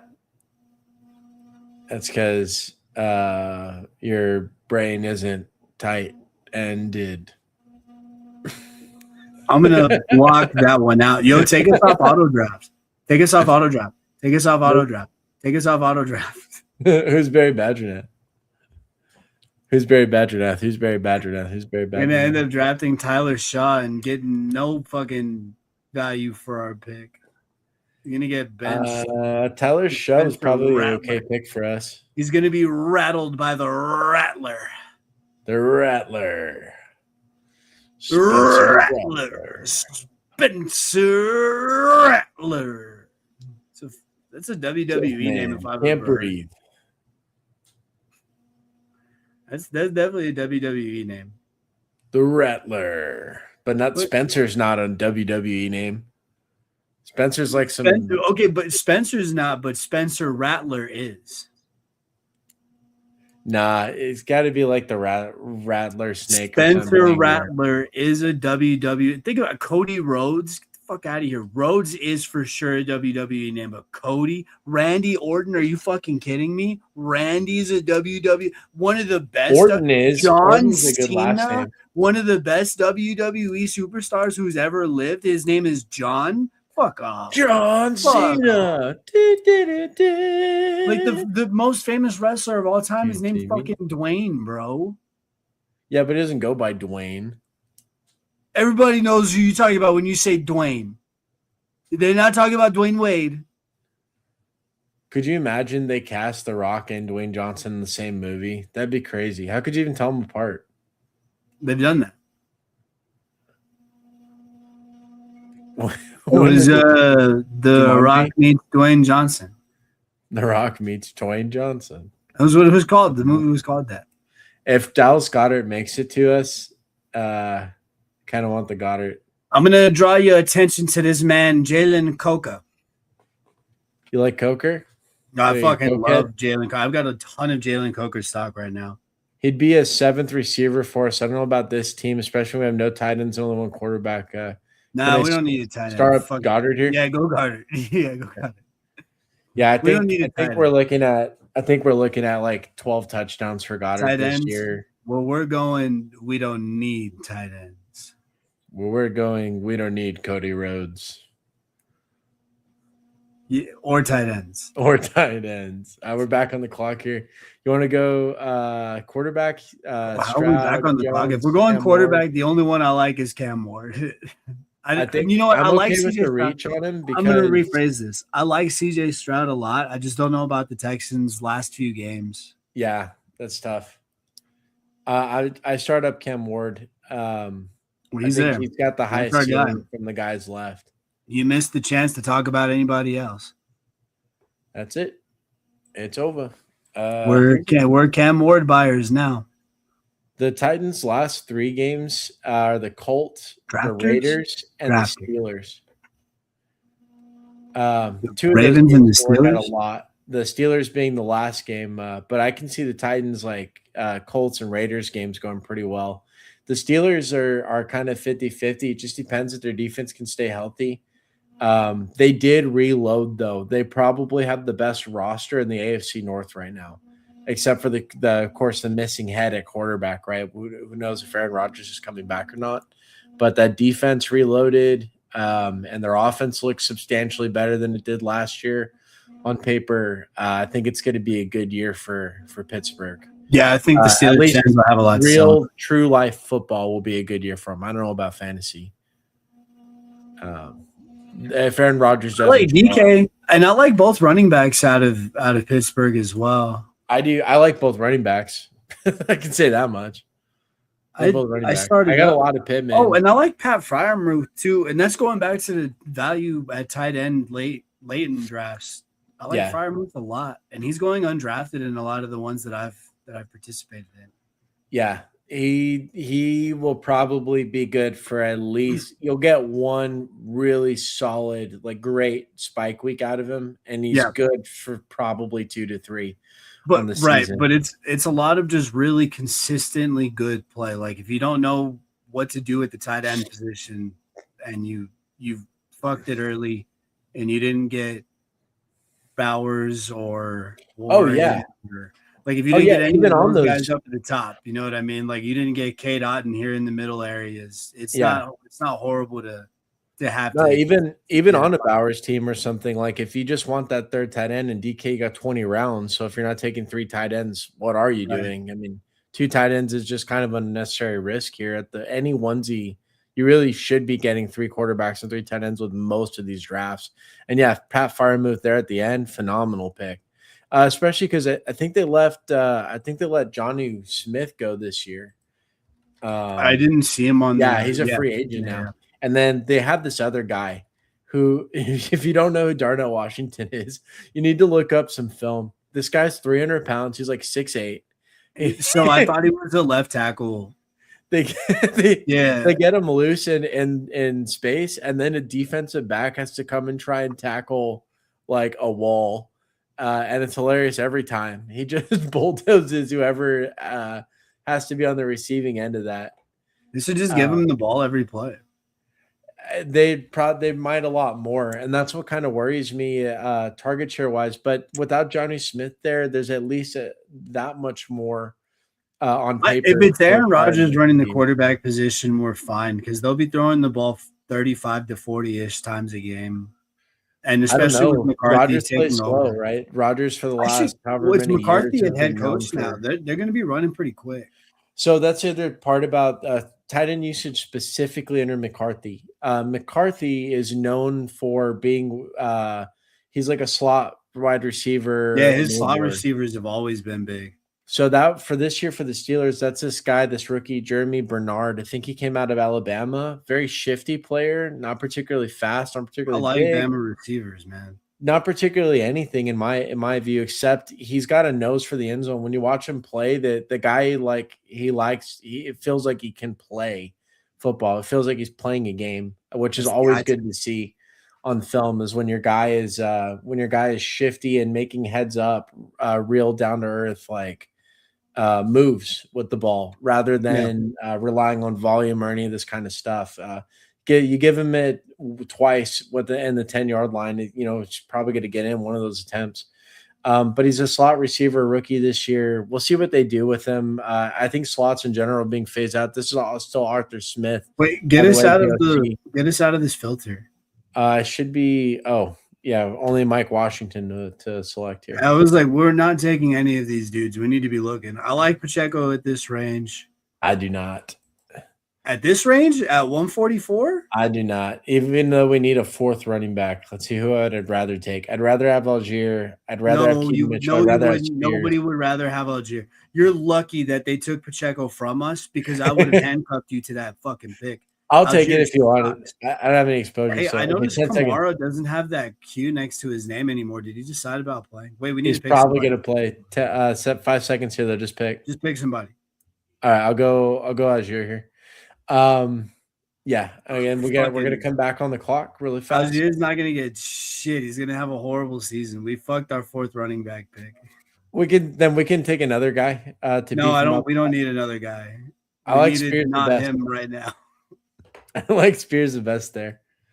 Tight end. Who do we got? This pick's pretty open to us. We can take whoever we want. Njoku for the Chargers is interesting. Yeah, he is. Yeah, he is. He goes. We might be able to get him in 180. We got 4 seconds here, though. I'm going to queue up Schultz. Schultz is the safe pick. Yeah, Schultz is the safe pick, but I wonder if we did miss out on the value of the draft right there. And who? With Njoku in LA. Njoku still he's not up till one. His ADP is 184. There's a chance we get him at 170. Yeah, but we don't need 4 tight ends. And I don't think he's going to have enough production. We only have 2 now. Why did I think we took a third one? No, we just have Goddard and Schultz. Oh, yeah, we were talking about it pretty heavily earlier. That's why. Yeah. Okay. I knew we needed some reliable volume at tight end. I think Goddard will be all the touchdown spikes and volume. This will guarantee us, and then Schultz now we can pretty much get whoever. Schultz will have a lot of pops, but I think Njoku, given the talent level that he has, and the fact that he is now playing with a real quarterback in a real offense, with a real OC, right? And a real running back and a real receiver outside. Like he's got all the tools around him now to succeed, like to be a real solid tight end of one. I mean, the only concern is he lost his job just last year to Fannin. To Fannin, though, like he didn't lose it to a scrub. Well, he's got to go play against a second-year tight end, Oronde Gadsden, who actually had some really big games last year. Now, when I watched Gadsden play, is he special? That was my only caveat in it. I don't know how good Gadsden's going to be. I don't think he's a special player, but people are really excited about him now. Yeah, succeed. Oh, and that was also Charlie Kolar's landing spot too. How spoiled are Chargers fans, man? They get to watch Njoku and Gadsden play together. Those are 2 very young, very prolific tight ends working with a really solid regular season quarterback. He's not young anymore. He's not old. I think he's like 30, is he not? That's not old. He's old for the league. Aaron Rodgers is 41 years old. He turns 30 in July. This is not a young player. Skill positions, no, not in the NFL. 30 is old, man. 30 is way old. No, dummy. The 30's NFL like they're prime is walking old yeller to 27 to they're walking old 32. yeller out the back of the The barn. NFL prime is 27 to 32. If you think that that's wrong, you're wrong. No, it is. That's That's not. There's no way statistically that's correct. proven. That's literally statistically proven. No, It's the NFL 27 to prime 32. for running That back, is it's when like players for are running at back, their it's best. 24 through 27. For tight end, it's probably like 24 through 29. There's no 30 is not peak for No, anybody. no, no, no, 30 is no. peak for like quarterbacks, and that's it. Explain Derrick Henry then. He's an outlier. That's No, he's like not an outlier. what? How is Henry not an outlier? Does Okay, every running back play that late? all right, No. here's my problem with what you're saying is you're just assuming that every player is the bottom of the barrel average player, whereas these players that I'm talking about have solidified themselves as special players in the NFL already. I don't know. And David Njoku he's playing 30, with dude. no quarterback was one of the most productive tight ends in the NFL. Agreed. And now he's playing with a real quarterback going into a season where he's not old. He's in the prime of his actual athletic ability. I don't think it's the prime. This is how the small, male small body battle works. here. This is science. If you're disagreeing with me, you're disagreeing with science. I think if we had more time, we could push back and see when tight ends are most productive. But I don't think it's at age 30. I think you're going to find that that's not correct. I don't agree with you at all. We just need to look it up. It's a matter of fact. I don't agree with you. You could save a lot of breath that way. We got two quarterbacks so far. Where we have a 2-4-6-2. So do we want to try and round out quarterback? Do we need another running back here? It's all about value at the position at this point. At this point in the draft, it's all about value. I think Rodgers getting the third quarterback makes sense to me. I like Makes Tesla sense a when he lot. fucking signs. And Joku's down here. We can get your guy to wrap up tight ends. I think we need another running back here, though. This with is one all of the these same picks. value to me. So yeah, I'm gonna go ahead and star up Njoku, and I really hope Bixby falls back to us. Is that okay with you, or did you want to try and get an? I think 6 receivers so far. Like we're okay. The moment, especially the caliber receivers. Yeah, as far as the roster buildup goes, we're solid on receiver. Yeah. We're pretty solid on running back, really too. But I think we need a little more bodies at running back, just like one more at least. I think Bixby's a pretty good. Bixby's a nice handcuff, and in a 12-team league, it's not like the worst pick to have a guy like especially if we don't like Saquon. If we think Saquon fails, Bixby's if he's going to get hurt, yeah, which I think that he will probably get hurt at some point. I don't think Saquon's going to fail. If he's not hurt, he's going to succeed. And Bixby looked good in his solo opportunities last year. They trusted him with the 20 carry a game, and he actually delivered on those carries. So I like him a lot. We don't like their playoffs, the 15, 16, 17, but Bixby this late in the draft, that's not what he's there for. He's there for when Saquon leaves for a few games, or if he has a season-ending injury, he's one of the most valuable players you could have. Right. And I've been getting him I've got like 40% Bixby too, 30 or 40% in like most best ball formats. Yeah, it's definitely just something to bear in mind in the late rounds. Like you don't necessarily want the established savvy vets that have been around. You're looking more for the dudes who could potentially be the next guy up. Yeah, I think for our team specifically too, because we bet against Saquon by picking Walker over him earlier on, it just double makes sense to just double down on our bet. It follows the logic that we had earlier for sure. Yeah. So I like Bixby for our team there. Okay, so we also managed to get Njoku. So that's going to shore up tight end. I don't think we need another tight end. We're done there. We got 3 all very good volume, all strong quarterback for sure. Yes, we do. Let's see who's left as a full-time starter. It's pretty much Rodgers at this point because all these other guys, we don't know if they're going to be quarterback for. There's 2 ways. There's 2 things. There's quarterbacks at do they get playing time at all? And more Isn't importantly, Penix the solidified starter in Atlanta? so I think if all things were equal, if and Penix was healthy, I think they would try and start Penix tomorrow because they would want to see what they have on the younger guy who's already been given the reins, so to speak. And then Yeah. two would just be there as a veteran backup who could take over for Penix, like all that. But how this is going to start is Tua, for the first probably like half of the season. And if Atlanta's at all competitive, it's difficult for me to see them switching over to Penix. But I don't think Atlanta will be competitive for the playoffs. I do think Tua will get benched this year for Penix when he comes back. And I think that means we can't draft Tua because he's not there for the fantasy playoffs when we need him the most. 15, 16, and 17. We're trying to win $3 million. That only happens week 17 if we have the best score. And having one less quarterback than even half of the playing pool at that time, who has three starters, we're just drawing a little less likely to win.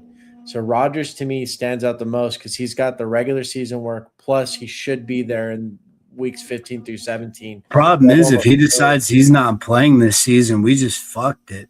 Yes, but our quarterbacks are still not the worst. Besides him, Mahomes and Ward should be able to carry that. I'm just saying on paper, he's at least got the most playing time and those fantasy playoffs where all the money's at. The other guys, though, so we're talking about Tua potentially getting benched. I like Penix and Beck in this range outside of and Shador too. Well, because it's the young guys that are for sure going to be taking over on the teams that are going to be underachieving. I don't Shador is going to be playing majority of the time. Browns offense. I don't want Shador. I don't want Watson. I don't know who's going to be their starters or when. It's got to be Shador, right? Like we've had too many seasons of Deshaun Watson being absolute. I don't think it has to be. Don't. Deshaun Watson has been legitimate trash for a long time now, though. Like legitimate, just a bad NFL quarterback for a long time. They brought in a younger guy too that they've been asked. This guy Taylor Green. The coach has been asked about him, and I think there's some wind in the sails to that guy getting some starts. Fortunately, it looks like we don't have to make any of these decisions. Taylor Green's not going to get no fucking starts in Cleveland this year. Rodgers did just fall to us. We want to just pick up Rodgers here because we have Michael Pittman already. Yes. All right. The problem is, I don't know if he's going to play. Like, I think he is, but yeah, who knows? If not, if he's not playing, then the Pittman bet's are already kind of screwed. Like we already kind of bet on him playing. Yeah, they didn't even keep their serviceable backup last year. No, they have Drew Aller Mason and then Will Howard. Hey, last one more pick here. You want to go running back, receiver? What do you get? Sean Tucker, Malachi. It's my theory that dudes named Malachi and play football they're just really good. Well, his name is Fields too, so he belongs on the field. I don't like that. No, okay. Well, Malachi Fields. Malachi is like a pioneer, like an Amish guy, and Fields like he works the field. But Malachi is just like the toughest name. Malachi is like Jedediah. It's tough though. Like Jedediah is like our John. It's just the go-to. Malachi is like the tough name. Malachi is like the preacher who's also Steve. like a like the warrior or something. Steves are tough. Steve the pirate? Scurvy. There's a guy in our team who dresses like a pirate. Tough. Malachis are tough. I think dudes named Malachi who play football, they're just ballers. They're naturally just going to be good. There's a guy in our field who dresses like a Malachi? Yeah, he's named Malachi. Malachi Fields. He's really good at football. Like Malachi Lawrence, really good at football. I'm going to go ahead and pull up an underdog. Malachi Tony out of the University of Miami is a super sweet prospect for the future. Malachi Tony. I don't know what it was, but parents 20 some odd years ago were all just like, "Yo, we should name our children Malachi," and I'm here for it, man. That's a dope name. All the baby names are swinging back to 1800. No, they're kind of yes, they're kind of like Victorian England. There's like Oliver, there's stuff like that. Like children aren't back to naming their kids Oliver. Oh Dude, yeah, god. they are. Check out the top 10. Check out the top 10 baby names 2026. Guess we gotta check out the top 10 baby names 2026. There's like Oliver. Did you just do like locally or internationally? Just find any random Google list. I'm going off the zeitgeist here, like the what you would Google to find out, like what you would see. Olivia and Liam. See, told you. Liam's a cool ass name too. Liam's a sweet name, sweet, and you're in good company, right? Liam Neeson, Liam Cohen. Liam from like Liam Gallagher from Shameless. He's a cool character. Yeah, lots of cool Noah. Why are we naming our children Noah still, bro? That dude didn't even have an arc. I think it's yeah, he was a flat character. He learned nothing. He really had nothing. He had no arc at all, bro. Like that dude just, I'm building my boat, and that was the whole story. He didn't really have to grow personally though. I think God picked him because of That's why it's such a boring fucking story, dude. I need some growth from that dude, man. He should have started out not believing in the arc, and then slowly he's like, all right, well, I guess I'll build it. And then as he built it, the belief came, kind of like Fields of Dreams, but backwards. Oh no, you just described the plot of Evan Almighty. Arc of Dreams. Okay, so we got a 3-5-7-3. Do you want to go running back, receiver? Dude, are they really naming their children Mateo? That's crazy. All right. 10 seconds.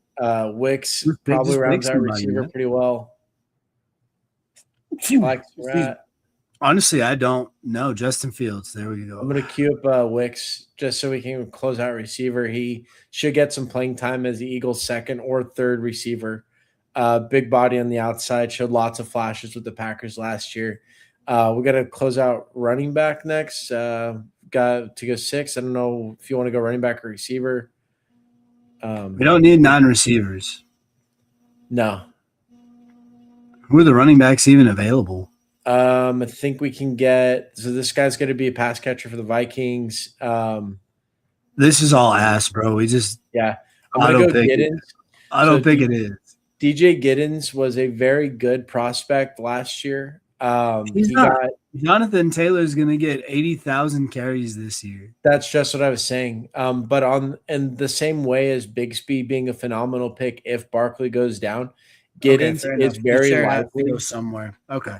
Yeah, Giddens is very likely the guy who would take over 15 carries for the Colts if Taylor went down. And Taylor did just have a completely healthy full season. So these running backs, there tends to be a little bit of downtime. He's going to get hurt this year. Yeah, a little safer than it would be otherwise. I'm going to pop us into an underdog draft. Goo, I wanted to recap this team real quick before we moved on, but I want to get us in an eliminator draft so you can start thinking about that competition. It's my favorite. I'll explain how it works in a second. Let's do this DraftKings team recap here. It's where if you lose, they fucking kill you. Eliminated. You get fucking eliminated. It is a single entry competition. You got one team, and you have to pay $10 to enter. One chance to potentially kill you. $10. $10. Get murdered. One bullet. One bullet. One gun. By myself. Quick team recap here.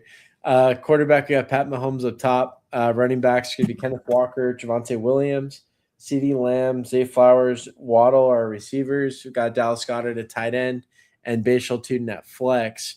Depth on the receivers include Jaden Reed, Jacoby Myers, Michael Pittman, Malachi Fields, and Dontavian Wicks.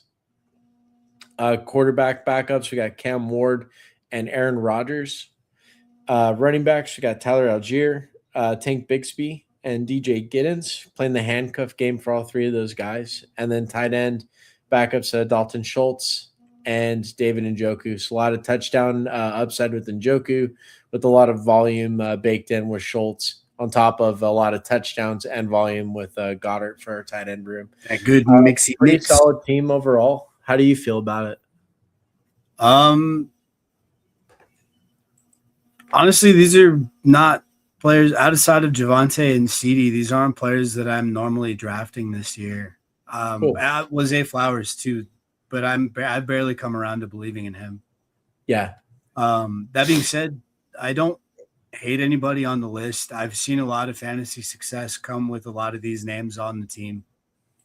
And I do believe that we got a fine mix of consistency and potential upside. Only problem is in these 12-team leagues, man, you are stuck drafting handcuffs. Like Yeah. you're getting solidified backups for sure, guaranteed. Yep. So it is easy to walk away from a 12-team draft and feel pretty dissatisfied, especially with the back end of your roster. Pretending these backups never touch the field, which is a real possibility with at least Giddens. Bigsby, I feel like he's got contingent upside for sure. Saquon gets hurt. He's obviously a smash, but he's probably going to get, I don't know, 50 to 100 carries this year. Is Saquon going to get all the goal line work when Bigsby's just as big and showed not just the same athleticism last year, but he's just a solid running back, man. I think we're looking at 2 to 4 touchdowns organically without anything happening to Saquon. Algier, I could totally see a situation where right now they've got 4 legit running backs on this roster. They got James Conner, Jeremiah Love, Algier, and then they also re-signed one of the older guys there.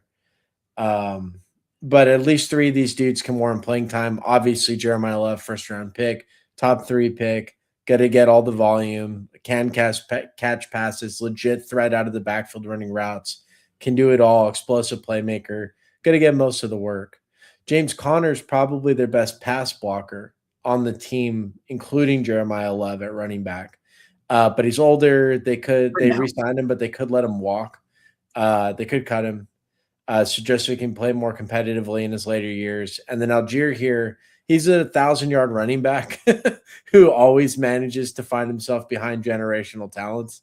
Really sucks for Algier. But I think my point with Algier and Bigsby specifically is that these guys have paths to be on the field regardless. Like Algier, I could totally see him being like Sean Tucker in Tampa Bay, where the guy's got 10 carries on the year, but 8 of them are touchdowns. I could just see that that's how they work him in, like to throw him a bone because they signed him for backup running back money. But he was gonna be the starter for them. He in fact said, "I'm only going to Arizona because I'm going to be the starter." And then the owner got involved in the draft, and you could totally see the Cardinals like trying to legit rebuild.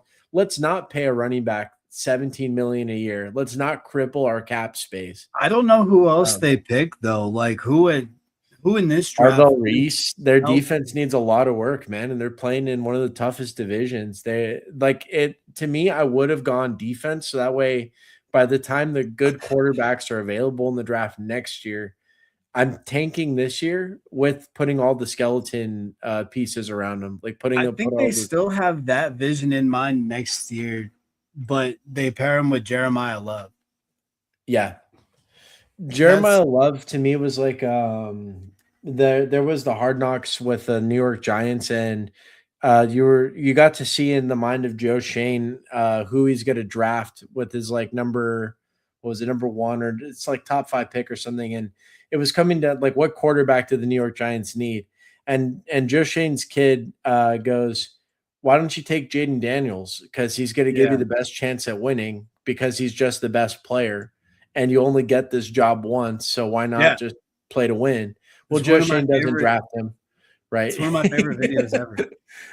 And this draft to me, like all of the offseason leading up to the draft, all the discussion about prospects, there was not a single person who mentioned another single prospect at any position, quarterback, receiver, tight end, that was anywhere as close to as good as Jeremiah Love is. Jeremiah Love just stood out He is head the and best player in shoulders the draft. I mean, easily. it's him and Caleb Downs. Him and Fernando Mendoza to me are like the top 2 picks from this last year's I draft. think Mendoza is going to have a long career of being a backup in the NFL. I know you don't. You probably don't like him because he's got like a punchable white boy kind of face, but like, Well, so does Joe Burrow, but I love Joe Burrow. Joe Burrow's awesome. We're gonna So be is honest. Fernando Joe Burrow has a Mendoza. very punchable white boy face. He does, Yeah, and hair, and punchable white boy hair. yeah, But he's a that's true. cool dude, and I don't want to punch Joe Burrow. I don't Me like neither. I don't like Mendoza because it took. I don't know. It's hard to put it into words. He He the thing he also has a seems reputation for is artificial. he is as avid a film studier as Tom Brady, like in terms of hours in the film room. That's like confirmed. And they're I don't putting know. him in a system literally with Tom Brady at the helm, right? Like, and Clint Kubiak's there. I think he's got all the keys to the kingdom, man. I think I he's don't going to know. be. Everybody thought pairing superstars with Michael Jordan as an owner would pay great dividends, and the Hornets suck ass. Well, I'm just saying, like, if you got Brady inside the building, that certainly couldn't hurt. Advising how to build around your young quarterback. I Um, I don't know. I'm just not a huge fan of Mendoza as the pick. I think the Raiders should have done something else with number one overall, like trade it. gotcha. Let me move on to the eliminator here. Because I need to get this draft underway. Can't stay too long today, and the eliminator should go fast, but hopefully it fills in a reasonable time. Looks like I need to enable location permissions. If we can't get an eliminator to fill very fast, we'll just do a puppy or a best ball mania. Yeah, PP. Pibby, did you Don't get worry, Zeb lad. full? It's all just poopy. What? Oh, I said, did you get Zeb full? What is the butt for? For pooping silly. Peeping. Silly. Okay. Let's see. We're at 5 of 12 filled for the eliminator. It's been feeling kind of slow because the schedule just came out, and let me just jump. Let me just drop us into a puppy, I guess. The puppy's $100,000 up top. $5 entry. Fantastic contest. Should fill pretty fast. Big return on investment there. If it hits, yeah. Puppy 3, I think I made the finals last year. Uh, The I was looking at the underdog drafts earlier, and I was like, "Why the fuck are these the names for anything, bro?" yeah, they Like, just name them after dogs. yeah, there was like the dachshund. I was like, "Bro, what are we doing? The wiener dog? What? What?" Yeah, the Dachshund. They go. Yeah, they have a whole bunch of fun names. Here's the eliminator contest structure. Here's why I love it so much. So 200,000 people enter this thing. Week 1, 6 out of 12 advance. So the top half of teams advance. Every week after that is sudden death against one other team.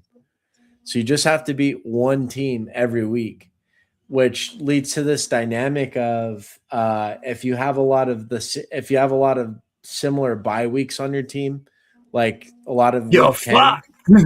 That's what happened to me Yo, last year. I had a fuck. team go for $1,000 last year, paid back this whole tournament entry fee.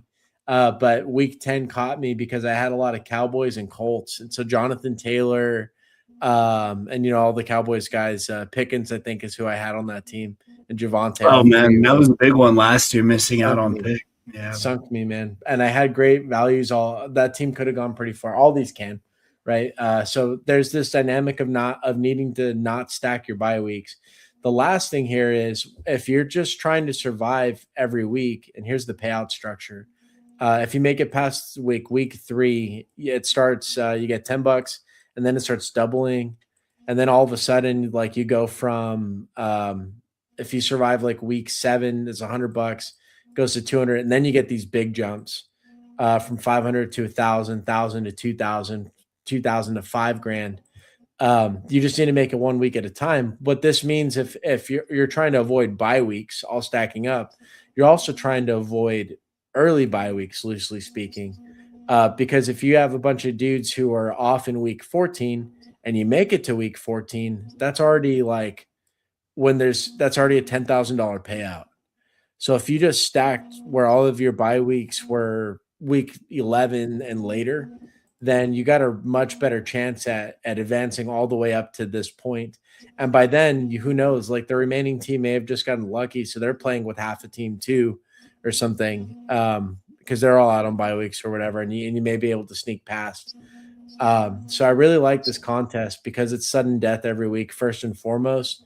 But beyond that, like this bye week sub game kind of changes who you find valuable and where in the draft. Let's go ahead and see which one's close to filling. Okay, it looks like our puppy filled. It looks like the eliminator will not fill before. So let's go ahead and stay in the puppy. We probably already missed our first round pick. Yeah, we got Jamar. We got Puka Nakua. That's fine with me. Boo! What is this light mode here? This is gross. Thank you.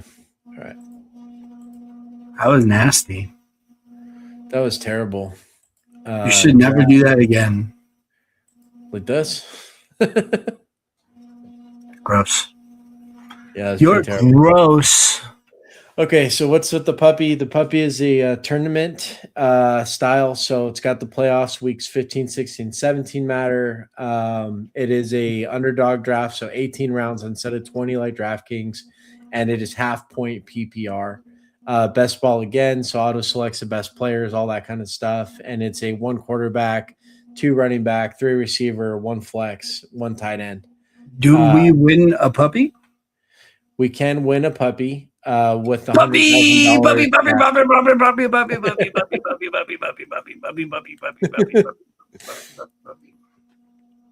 We can win. We can get a puppy with $100,000. We'll take home.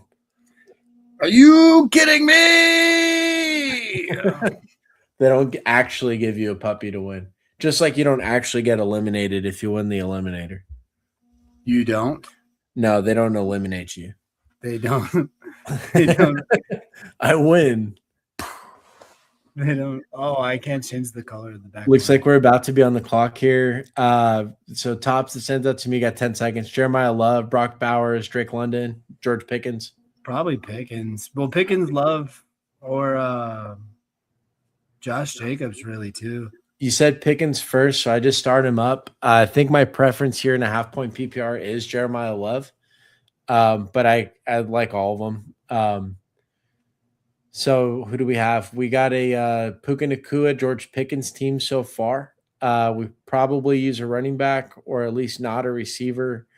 So Brock Bowers, Josh Jacobs stands out to me. If London falls, though, at pick 28, that's pretty nice, too. I don't mind the 3 receivers start then. Who stands out to you here? Are we on the clock? I got three picks left till we're on the clock. Oh, I don't know. This range is kind of nasty, isn't it? Yeah. So I like AJ Brown.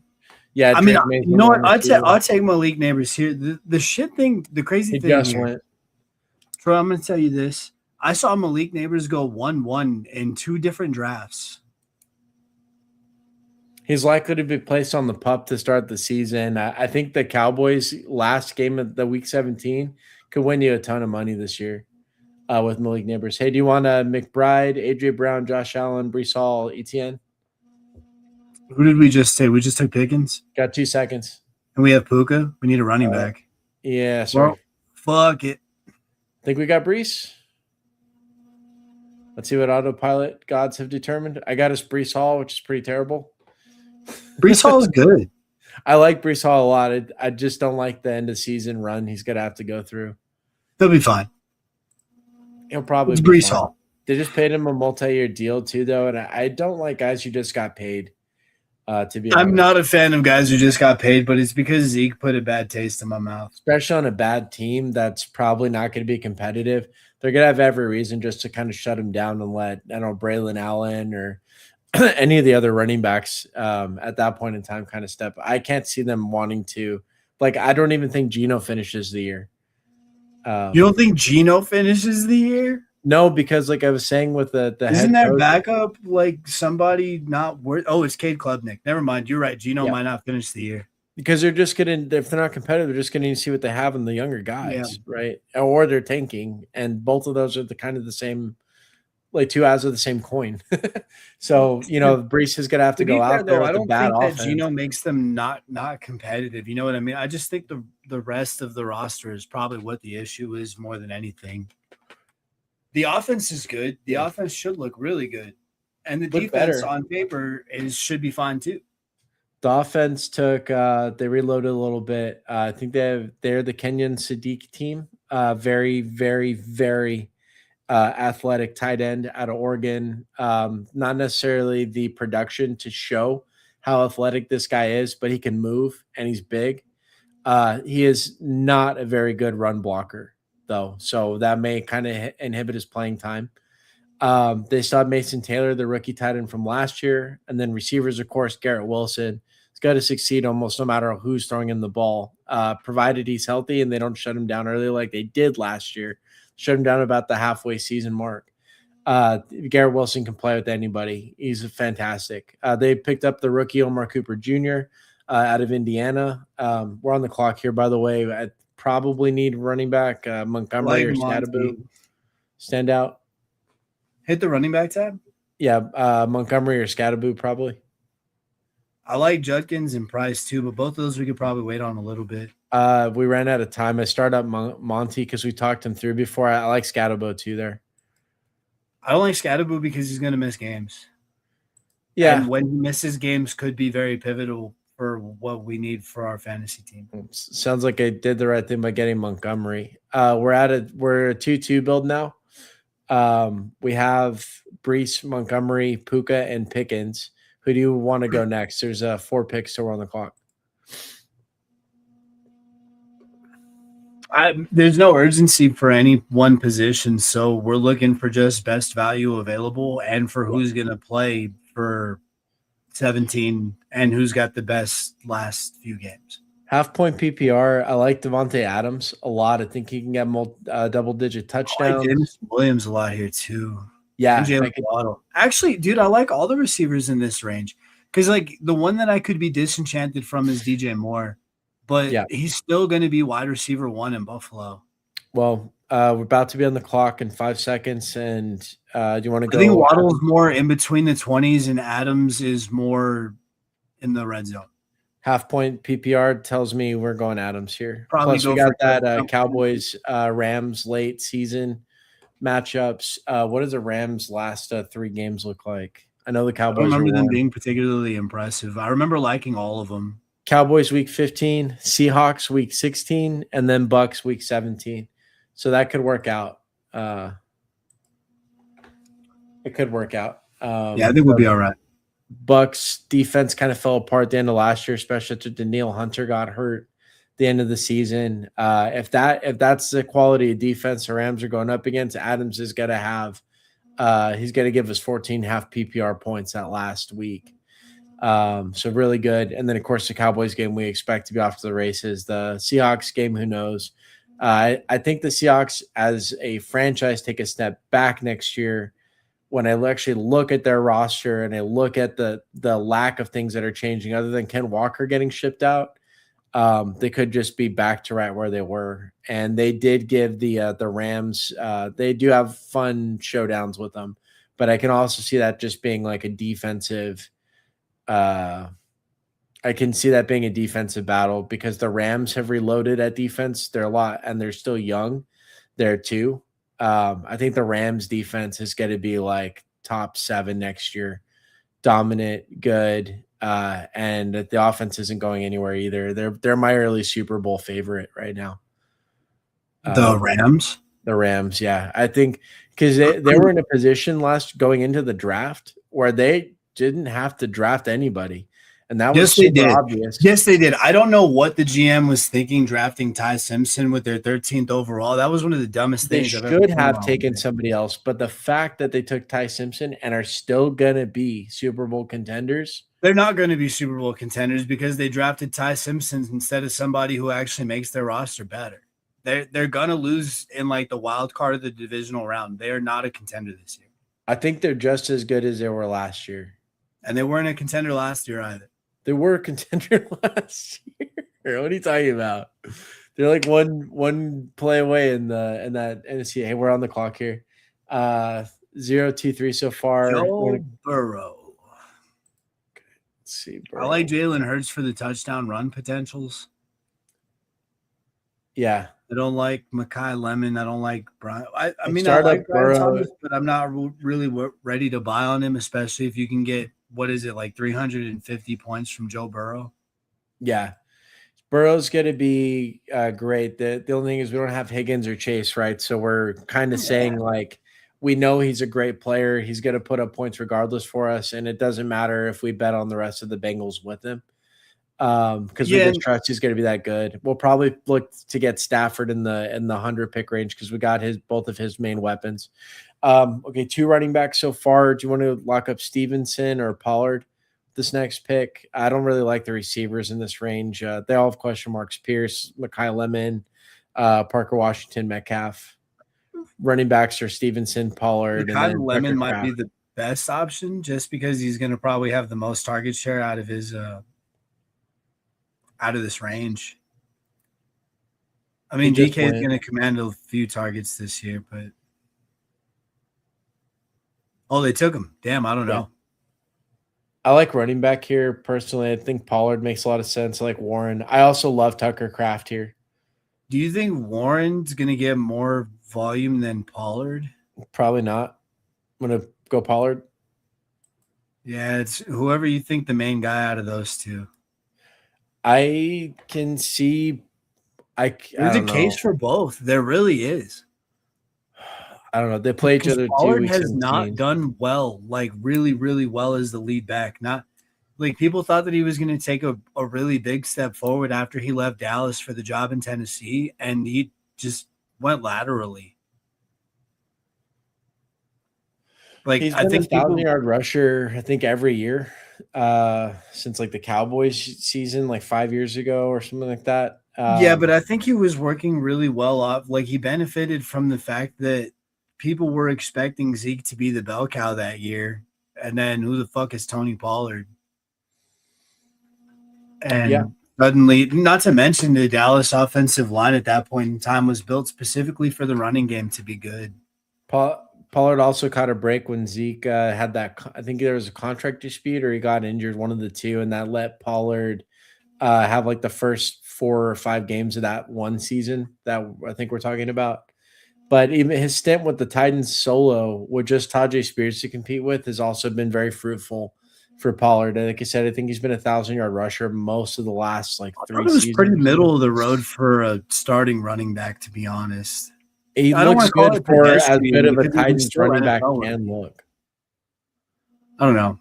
I just don't. I don't think Pollard has done enough in the NFL to rip the reins away from anybody. Yeah. I just know that they didn't bring in much competition. Like Nick Singleton out of Penn State, the guy broke his foot in the offseason, so he didn't really test as well. He didn't test in the combine stuff. And if he did, he probably would have gone a lot higher in the draft because the guy is pretty athletic. But none of these running backs are very special this year outside of Jeremiah Love and arguably Price, Jadarian Price of the Seahawks. So they didn't really bring in much in that draft pick. Kept Tajay Spears. What's interesting, the coach speak around the running back situation. The coach keeps mentioning Tajay Spears first when asked about running backs and the run game. He keeps saying, yeah, Tajay Spears is this, Tajay Spears is that, Tajay Spears is this, that.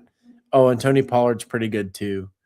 So Pollard's kind of a little older. You can see him probably taking a step back, but bit of an afterthought, yeah. 10 seconds. We can go Blake Corum, Rams. We can go Josh Downs, QJ, 2 seconds. Just go with your heart, man. Okay, I'm gonna stack us up at quorum. I gotta stop talking so much because these 20-second clocks are killing us. Together with a lag too. Okay, let's get ahead of this next pick. So right now we're at a 1-4-3-0 build. Do you like any of these receivers here between Michael Wilson, Godwin, Quentin Johnston, Josh Downs? Do you want to try Godwin and the most. do you want to secure our Rams triple stack with Stafford, Puka, and Adams? It's not a bad idea. Yeah, I think we bet a It's lot on probably. that. I mean, we might be looking at another MVP level season from Stafford too. It's not like the offense as a whole took a step back. I just don't think anything took a step forward. We've already drafted as if Stafford is playing completely healthy next season. So I think that's who I Well, want they here. just drafted a quarterback at 13th overall. I don't think, regardless of who plays at that position, they're going to be fine. Yeah. Like that's you. I don't. It doesn't make sense. I get it. Stafford's turning 40, but like that was so dumb. They shouldn't have taken Ty Simpson, especially because they could have taken Ty Simpson in the second round at least. There was all the smoke about the Cardinals really liking Ty Simpson. They could have traded back in at the end of the first round to get him. They did kind of reach on Carson Beck, and that signaled maybe there was some, like I said, some fire. It's a in the third round smoke. pick on a quarterback. They did not reach on Carson Beck. I think they reached on him. I don't think Beck's It's a worth third round pick on a quarterback. But You don't. If you're drafting quarterbacks past the second round, you did not reach on that guy. I don't know. Beck to me is not the answer for anything long term. He's going to be a conversational piece at the end of this year. Maybe better than Brissett in the run game, but I don't think he's going to be a better passer than Brissett. Probably at no point in Carson Beck's career is he ever going to be a better passer than Brissett is. I don't think Brissett's a very good passer of the football. That's exactly what I'm saying about Carson Beck. Carson Beck here. Exactly what I'm saying about Carson Beck. I don't get it. I don't see where it's coming from, really. I just haven't seen anything special passing wise from Carson Beck.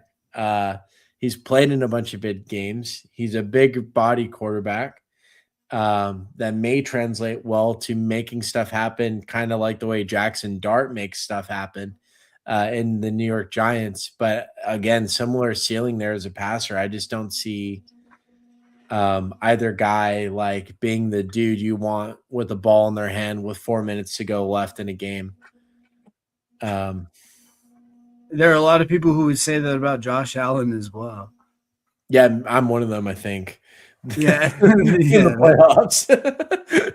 In the playoffs for sure. Allen in the regular season, yeah, he's going to beat the Chiefs in Kansas City week 15. So that's what pisses me off about the Chiefs Bills every year is they play each other every year and the Bills whomp them in the regular season and then they play them in the playoffs and something controversial happens and the Chiefs win. Yep. And then there's a new NFL rule the following. And then there's a new rule to make sure that the Chiefs win wasn't controversial. Like, yeah. Act like I don't know what you guys are doing.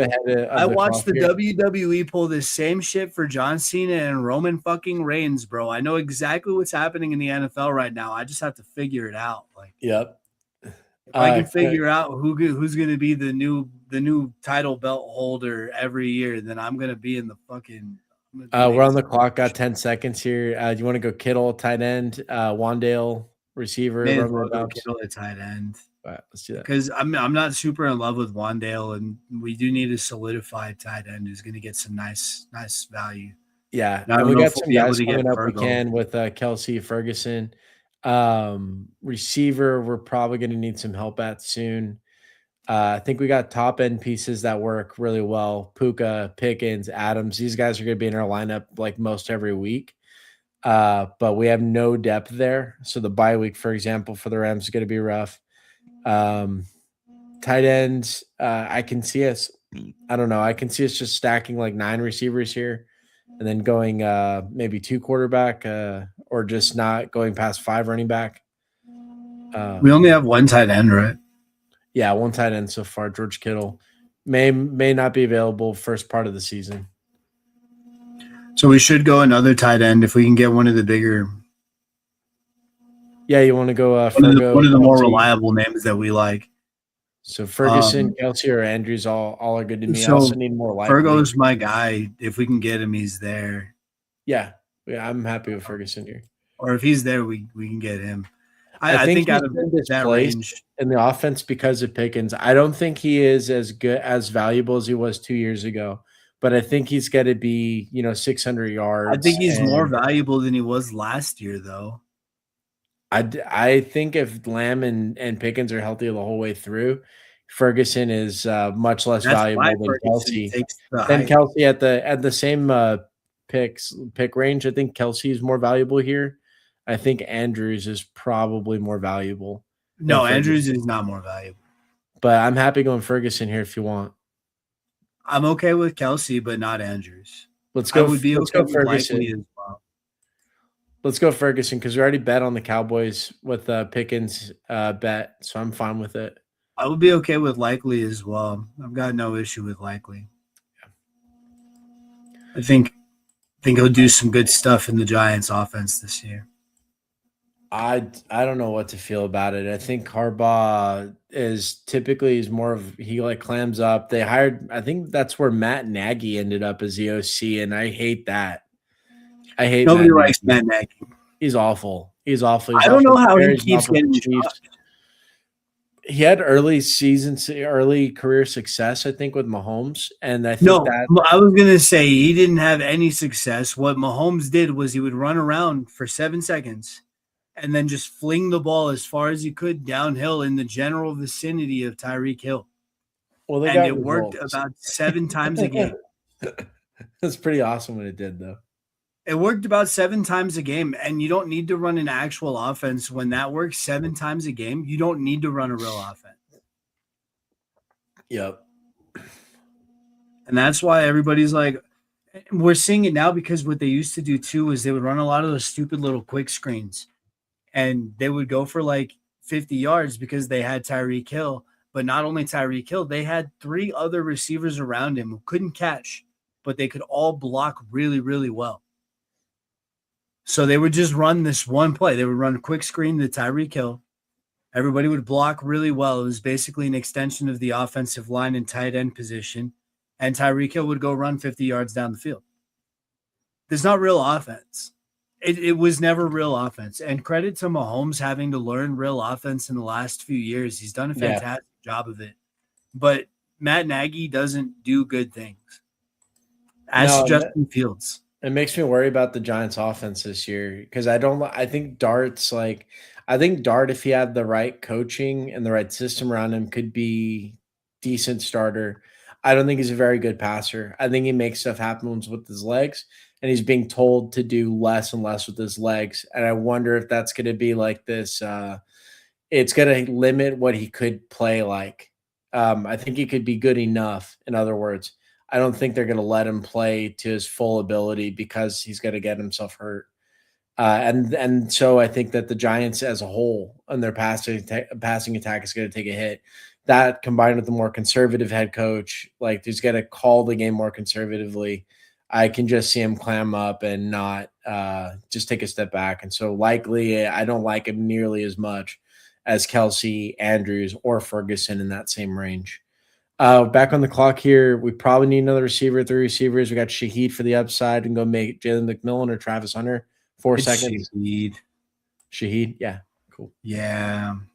Spike weeks are probably going to happen with Shaheed. He's a legit good receiver. Darnold can get him the ball. The offensive line is coming back. I just don't like him because the Seahawks defense can take over games, and he's a second target. Really third in some cases because they do like to mix in Barner some, but they did pay him a boatload of money. He's got to be involved and downfield, and he's one hell of an athlete. So I do like Shaheed. It was just the other receivers in the area that were giving Yeah. me pauses. Jalen McMillan has a ton of competition for targets and Yep. work in Tampa Bay with Bucky Irving, Kenny Gainwell, and Nick Buka, and Cade Otton. Yeah. So I'm not a huge fan. Travis Hunter, we don't know how much offensive work he's actually going to get. So if we Yeah, were going receiver in that range, it was just the one guy I was comfortable with getting was these guys not. are rough. We're coming up on the clock, 2 picks. We got a 2-4-4-2 build right now. We did mention receivers kind of suck. Travis Hunter's probably my preference. I do like reaching on Trey Tucker here. Besides that, tight ends all really suck. We have 2 already. I don't think we need to go there. Got 10 seconds left. Woody Marks might be all right. Up to you. Pacheco might be fine. 2 seconds. I don't know, dude. Like at that range, yeah, I'd that's start fine. up Stroud to give us a third quarterback because I think that'll add more points to the roster than any of these guys in this range. Yeah, no, I wholeheartedly agree, but it depended on what you were trying to do with the roster construction, and I wasn't sure. Yeah, we're still talking. We're just talking Just stuff at this point in time, when you get to this late in the draft, it's pretty much you've got who you think are going to be your solidified guys. So it's all about just best value for the team at this point. Yeah. If this were a regular fantasy draft, this would be where I start looking for my kickers and defense because you'll get starter level production out of them in these ranges. I think here So third quarterback was a like luxury, but we just probably needed a bet at receiver. We probably should have gone Tucker or Hunter. I just don't know how much work Travis Hunter is going to get as a receiver. No, but you can see some of the I don't know either. In short, That's the problem. Some of the offseason reports. We don't know how they're going to use that man because the reports are being really conflicted right now. This offseason started with some reports, which are really just summaries of previous conversations from the end of last year about Hunter being involved more on defense. There was the last report I heard he was full-time corner. Well, that's never been on the tables, full-time corner, as far as I know. The very latest interviews, and I think this was with the head coach or the GM. I'm not sure which one of the two, but they were asked point blank, and this is the last few days here. They're asked point blank, how much you're going to use him on offense, or is he going to play less? The wording of it was, we'd like him to play more on defense, but that doesn't mean he's going to play any less on offense. And the last time that's what I think is the head coach or the GM actually said. And the last time we saw Travis Hunter healthy was a 14 target game that went for over 100 yards and 8 catches. That was the last time he played a fully healthy game. Is he going to do that? Is he going to be the number 1 receiver for the Jags every week? No. But is he going to have 2 spike weeks in a year? And he's going to pick 150? Yes. We have 4 seconds here. Trey Tucker. Yeah, I guess. I don't know much about him, and I don't like Vegas as a whole. Trey Tucker has been of extreme value. If you take a look at some of these, the ability to click into his stats. I took him everywhere last year because he's going pick 20, and the dude had a 40-point game week 2. It felt awesome to find him. Basically, he's got like a 4.3 40 time, can consistently catch enough downfield, and he's got no target competition at receiver for the Raiders. They brought in Jalen Naylor, who's a slot receiver. They have this rookie, Dante Thornton. It'll be his second year coming up, and Jack Besh. So nobody except for Brock Bowers to compete with for targets, and they play completely different roles. Bowers will be over the middle, possession guy, goal line guy. Tucker's like a deep cross threat, deep 9-route threat, just a go. And he's got to get the volume because they just don't have another receiver. They could sign Stephon Diggs or someone like that, right? And he would lose volume as a result, but he's still going to have his own role because of that downfield speedy type stuff. I really like him late. We're coming up pick 170 here, Goose. 3, 4, 5, 2 so far. So we don't need quarterback. We just need to focus on running back, receiver, and potentially tight end. We're up in 10 seconds. Anyone stand out to you here? Schultz looks like he's got the most guaranteed, but I like Calvin Ridley as a bit of a wild card. Same with Jerry Jeudy. I have no Calvin Ridley, and we need receivers, so I'm cool with Ridley.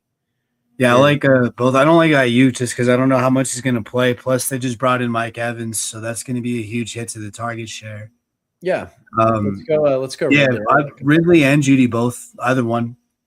I I don't think they're the I don't like Judy so much this year. I'm really worried that they're just gonna kind of like, okay, and put him out to pasture.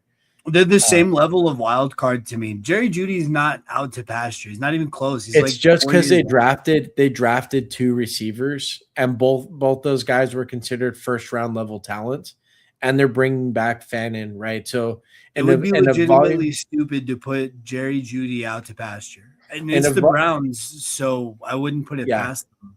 Well, how often do you think But the Browns drop back a game this coming season? a 30, lot, 30 a times? lot. I think they're going to be playing from behind quite a bit.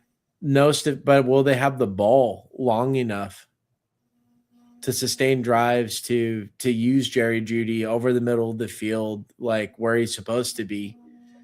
I don't Um, know.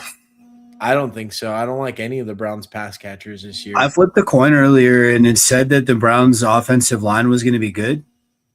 Um, Okay, so I think we might be all right I like it. drafting pass catchers out of Cleveland.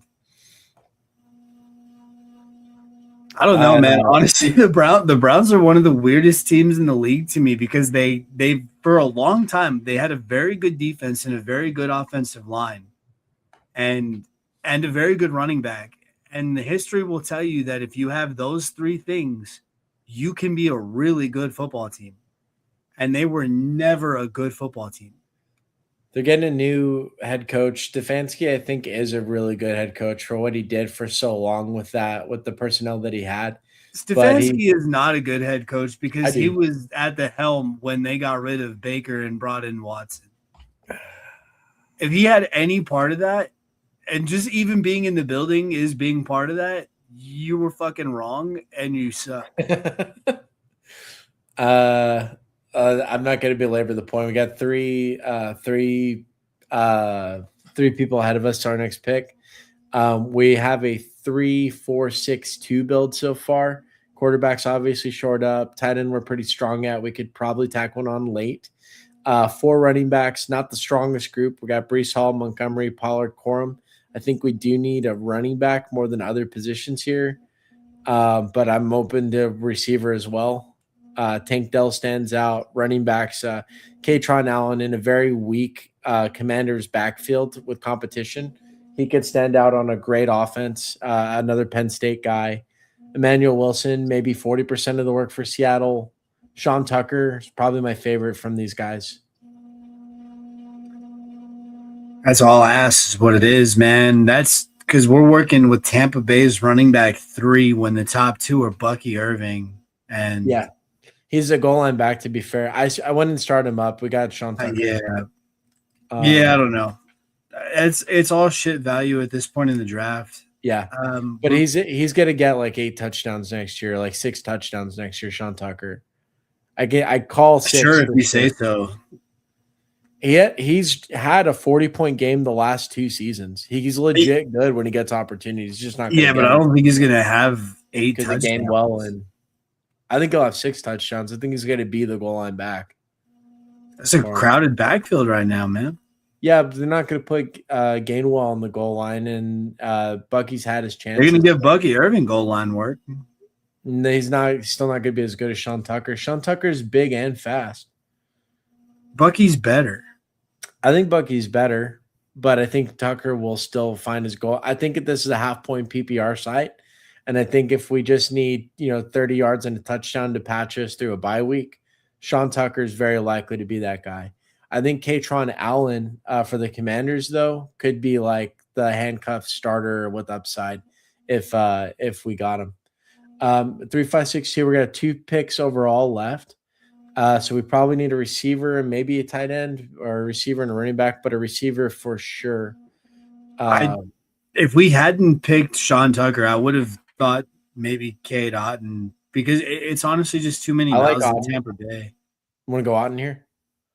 It's too many miles in Tampa Bay. How many touchdowns do we think they're going to score on the season? I'm gonna take. I've got on startup, so we're gonna take him just to give us 3 tight ends, which I think is good for the playoff runs, especially if Kittle is hurt at all for some of next season. Yeah, I think we have 100%. that short up. Now, how many touchdowns for the team, you're 5, asking? maybe. I think Mike Evans is off this team. He was easily their biggest goal line But threat. you just mentioned a running back to take over goal line work. Sean Tucker was their goal line back last season already. He's younger than the other guys, than Gainwell certainly, and I think he's going to score 6 touchdowns for him this year. Now you're saying, yeah, if there's that mouth to feed, how many are left for Auden? Well, Mike Evans isn't there, and that's like 10 touchdowns gone. Yeah, but Auden, Ibuka is going to be healthy. Igbuka played all of last year. He just wasn't healthy for half of the games. Yeah, he had injuries. Who's to say that he stays healthy all year? One, two, is Godwin going to stay healthy all year? Probably not, as a 31-year-old, even though he's in his athletic peak, according to And that's probably the Lanier. bigger question mark. That's So how I the see. athletic peak works. I don't know why you don't know that, but it's between the ages of 28 and 34 is the athletic male peak. Gotta I don't know relearn. why you don't know that. That's general common knowledge. 24 through 27 is what I've understood to be the athletic at the No, actual 24 peak. through You can't call 27, you're still a gangly little prick. You don't even have like big boy muscles. you Yeah. can't call like a 6-year window as the athletic peak, because that's like half, that's twice as long as the average NFL career. That okay. That doesn't mean that coaches are going to know how to utilize you between 28 and No, 34, but I'm but saying, like, what does the peak mean? athletic If peak male if peak means like the most male of someone's body is at career. its most athletic between the ages of 28 and 34. That doesn't sound That right is to me. just general common knowledge. That is just fact-based truth. Coming up real quick on our last pick here, we've got to be a receiver, I would think. Who do you want here? Zach Branch for Atlanta. I'm going to start him up. We got Surratt, Baltimore, Malachi I Field. if this, at this range, we're looking at like last picks, right? Like Yeah. Flournoy, Malachi, Cooper Cup. They're all the same.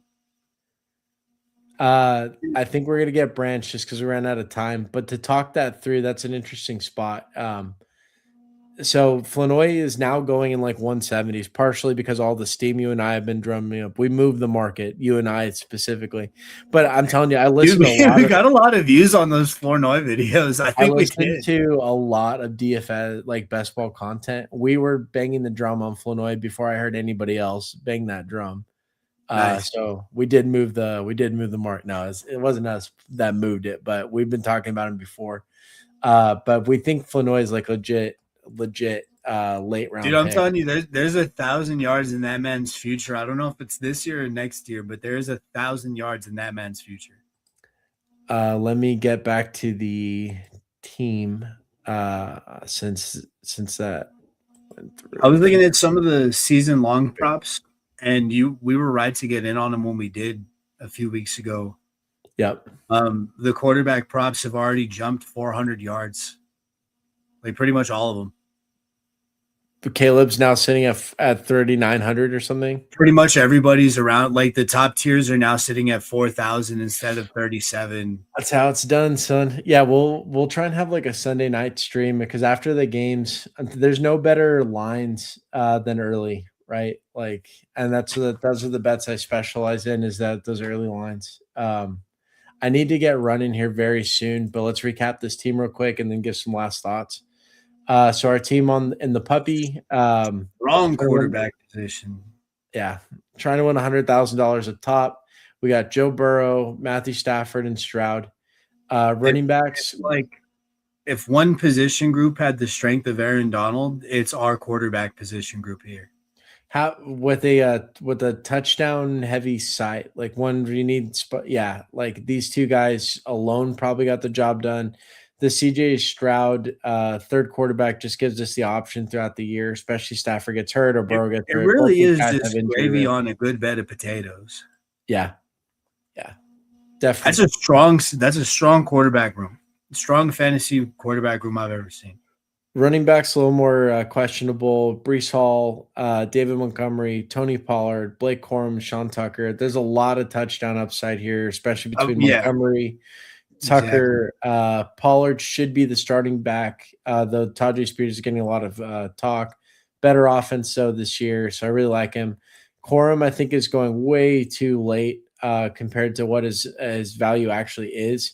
Um, Kyron Williams goes third round. I think if there's an injury, certainly Corum obviously would go way higher, but he's Right. already getting a lot of volume himself, plus goal line stuff. Half point PPR makes a lot of sense to me. And Brees, I'm just nervous about in the playoff weeks, but short of that, I think he's awesome, and he's gonna, Yeah, he's a real set it and forget it type player in my mind.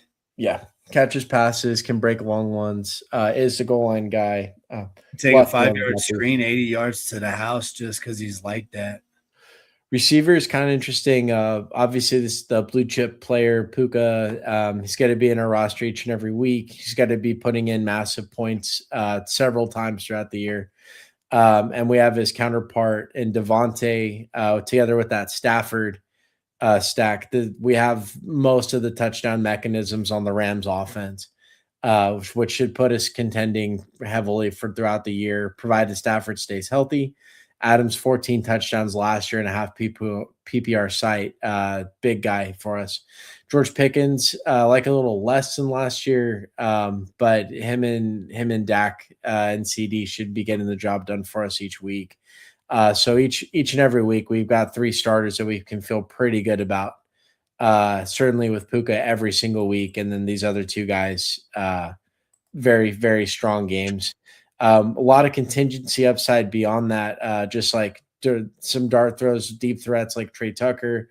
Calvin Ridley, he has an opportunity in that offense. There's not like elite competition around him, but Carnell Tate from Ohio State should be the number 2 deep threat outside, probably the possession guy. In my mind, he's going to do everything Ridley can do, except Ridley's going to be more established as the older vet. Shaheed, also speedy outside guy, similar to Trey Tucker here. There's just not a whole lot of other competition at receiver for these guys. Torrey Horton is the third receiver in Seattle, and he's a little slower. Definitely not the same skill set that Shaheed brings. Same thing with Trey Tucker. These 2 guys should have a deep speed role regardless of if they bring in someone like Stephon Diggs or any receiver. In other words, for a half PPR site, these guys are pretty good bets late to me because that deep touchdown is there. They can absolutely hit our lineup with 14 half PPR points or 12 half PPR points from their 1 60-yard touchdown that they catch a game or something. Zachariah Branch, super interesting rookie out of Georgia. Half of his I'm not kidding here. Half of his targets were behind the line of scrimmage. And it's because he's a very good receiver, but they just didn't have the arm last year to get him the ball downfield. And he's a screen Such merchant. bad football. He's a screen merchant and It's a bad such offense. bad football. And it's not even his fault, probably. Like he probably wants to run 10 yards down the field and run an in route and run a post. It looks twitchy, man. When you watch him play, he looks twitchy, really fast. He can play, and the thing is, like I would say, yeah, it's not a great look that his average depth of target is so shallow. But look who he's going to go play for. It's Tua. Who loves throwing screens more than Tua and Stefanski? It's the Tyreek Hill effect, man. If you have Tyreek Hill on your roster, you think that you can just run a screen and call it a day. Or to Jonnu Smith, the way we saw him get loaded up when he was the Dolphins offense like 2 years ago. I think there could be a couple of spikes for the Zach Branch guy. And like I said, I think he's a special athlete. He just doesn't have he has a very worrying profile in terms of adaptability at a range of uses for wide receivers. And also the systemic risks of Tua as your quarterback, Stefanski running the show. I don't know if he's going to do a whole bunch. We kind of don't need him to, though, because we're so invested early on. We really can just wait for these spikes. He's gravy the same way that Shaheed and Tucker are. And I think we have like our bread and butter elsewhere. Tight end is just a tour de force here. Kittle can be tight end 1, like the actual tight end 1 any given week if he's healthy. See where the Achilles lands us. Jake Ferguson should be a good amount of volume, touchdown threat as well. shallower targets this last season than previous years, and I don't think that changes because of Pickens and Lamb, but should still be very involved. And again, a touchdown threat. Half point PPR is huge. Cade Otton, we mentioned the Mike Evans void, mentioned Godwin being kind of shaky. Jalen McMillan has had his own injury threats as well. So every single time one of Godwin or Evans steps away, Otton always fills either a volume or a touchdown vacuum. And I see that being no different this year. Evans being gone the entire season.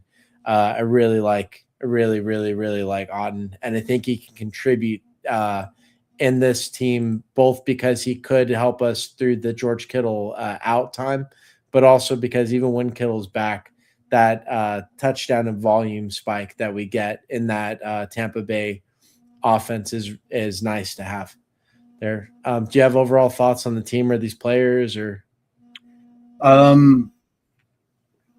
No, well, I mean, overall thoughts. I think we picked really well amongst the quarterbacks, tight ends, and the top tier of our receivers, which kind of gave us a little leeway to take some flyers on the running backs. Yeah. I think the guys that we got specifically in Pollard, Montgomery, and Corum are all, if the situation arises, these dudes could be RB1 in fantasy. Like, Yeah. I know Bijan and Jahmyr Gibbs are going to have the season that they're going to have, and it's going to be fantastic. But given the offensive output for Houston, I think if Montgomery somehow winds up being the workhorse or like the catalyst for the offense rather than it going through the receiving core, that could be like we could have struck gold in the middle rounds at running back. You know what I mean? Yeah. So but to that point, I don't think we compromised base floor for them either. I think Tony Pollard base floor is about 900-ish yards. And that's just on the ground. In a half point PPR, he's probably got about 12 to 1,300 total yards in the tank. So we'll see what that winds up looking like at the end of the season. Corum is completely dependent on same with Tucker, completely dependent on injuries taking place ahead of them, basically. Or for the game plan to call for a different change of pace. Because let's be honest about Tucker, he does have a little upside, but then bringing in Gainwell tells me that they didn't have a lot of confidence in their running back room. In either of the guys, right? Like exactly. Bucky or Sean. Well, yeah. they believe in Bucky Irving to be the guy, but they don't believe in him to stay healthy. Is what that tells me. Or there's just certain like passing situations where they didn't feel like Stockton. Gainwell could actually just help out the team a lot. Yeah. He's a solid football player. Let's be honest about that. He's just a solid football player. Yeah. But what I'm talking about specifically is it seems like you bring in a guy like that because you're not necessarily in love with your third guy, and you know that your first guy isn't going to be healthy. Yeah, well, it makes sense. Yeah. It's kind of like Dallas when they brought in Andy Dalton as the QB2 because they weren't in love with Cooper Rush at the time. They didn't know what they had, but they did have a bit of concern that Dak could get hurt because he was a bit of a running quarterback. So you bring in a middle guy, a bridge guy, somebody who you know will get the job done, but won't do so good of a job that he's going to create controversy with your lead guy. Yeah, I see. But that's for the running back position. As far as receivers go, I think we went really top heavy really early. Yeah. And that pretty much gave us the leeway to play around and be risky with the other positions. Yeah. We also, I mean, there's underdog 20-second clocks. And then when you're on the clock, like the lag causes you to have lost half your clock. There's picks I think we made in this draft we wouldn't have made if we had more time to talk it through. But the way that it shaped out, I really liked this way top heavy receiver. It's got sustainable floor. It's got upside flyers. It's got quarterbacks who are going to pop on any given week basis and quarterbacks who are going to put up. If Joe Burrow has a good offensive line, he will probably be the QB1 in fantasy. Yeah, the only thing about the Burrow because he's got all those weapons. Because we didn't have Higgins or Chase, we're betting that he's going to be healthy all year. You kind of want to capitalize on that with those partners. If we didn't get him, like where he went, like that another running back maybe would have been really helpful. But But I yeah, mean, the he's names going to would have be been similar to, in fact, probably a little worse than what Tony Pollard was. You know what I mean? yeah, So and we would have lost the we're absolute ceiling that Burrow gives us. So it's like the 2v2 there would 370 be points versus 150. so the 2v2 would have been like instead of Burrow, we take a 6th-round running back or 5th-round running back. Who else went around that time? We could have probably gotten what like Swift or Stevenson. That's what Yeah, I so mean. And would you Ramondre, rather have Pollard. Swift or Stevenson on your roster than Joe Burrow? I would have rather have had, I think, Stevenson plus one of the 10th-round quarterbacks, like Kyler, Jordan What, Love. Cam Ward? Yeah, that's what I'm saying. Like we would have been. It would have Not been. the Ward level, not the Ward level quarterbacks. I'm talking about like the I don't Jordan know Love. how you mentioned Kyler as a level above Cam Ward because he's not. Kyler is 2 full tiers below Cam Ward at this point in his career. And that's both fantasy and real football. He is not good. He will tank your team. If you Then put how you put about Jared stock in Goff? Kyler, Okay, fair. But if how putting about stock like in Kyler is akin to buying stock in Spirit Airlines today. how about instead of Joe Burrow, we went Jared Goff instead, and Okay, then now you're talking my language. But see here's what I the mean? Yeah. problem. We go from 370 fantasy points to 300 and To just 300 for Goff. 300. Yeah, Yeah, to 300. 300. Yeah. So now you're losing 70 points there, and you're adding maybe 100 at the running back spot. Yeah, instead of Corum, we bring in we have Stevenson go instead. So like an extra 60 to 100 points or so, half PPR. So we're kind of breaking even, but we don't have as much volatility towards upside. Does that make sense? Yeah, I see. There's It's there's a a more reason. consistent floor is what we would have been going for, but we have good floors here. I Yeah, think we do. Brees Hall is 15 to 20. I think Monty is 12 to 15. I Yeah. think Pollard's 8 to 12. Like I think there are good floors here. We really needed guys who had the ability to spike, like you said, who could have Yeah. a And 3 touchdown game here and there. Corum is he's a Kyron injury away from being a league winner. And Right. even if he's not Kyron injury away, Kyron is probably going to cede more work to this younger back that has been gaining more work every year. One, so Corum's probably just going to be more involved.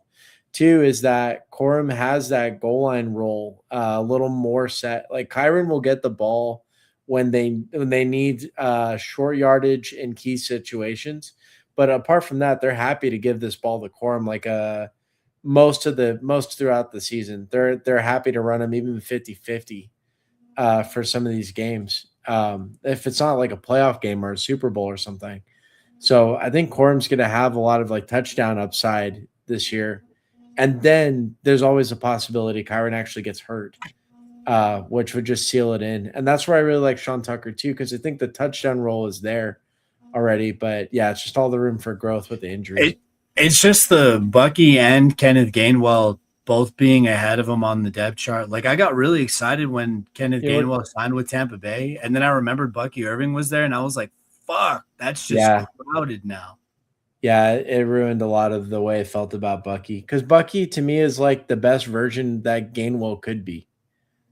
Except Gainwell is somehow more reliable. That's probably why they brought in Gainwell as his backup, because now the offensive play style doesn't have to take a hit. They can just keep it chugging along. And keep it fresh and all that. And yeah, and Gainwell's so reliable. He's going to be a good little outlet there for Baker. Dude, I really like Kenneth Gainwell to Tampa Bay, and I like it for Tampa Bay, and I like it for Gainwell, and I like it for Baker. I good, think it's all good real life football implications, but eventually. fantasy it definitely mucks up things a lot.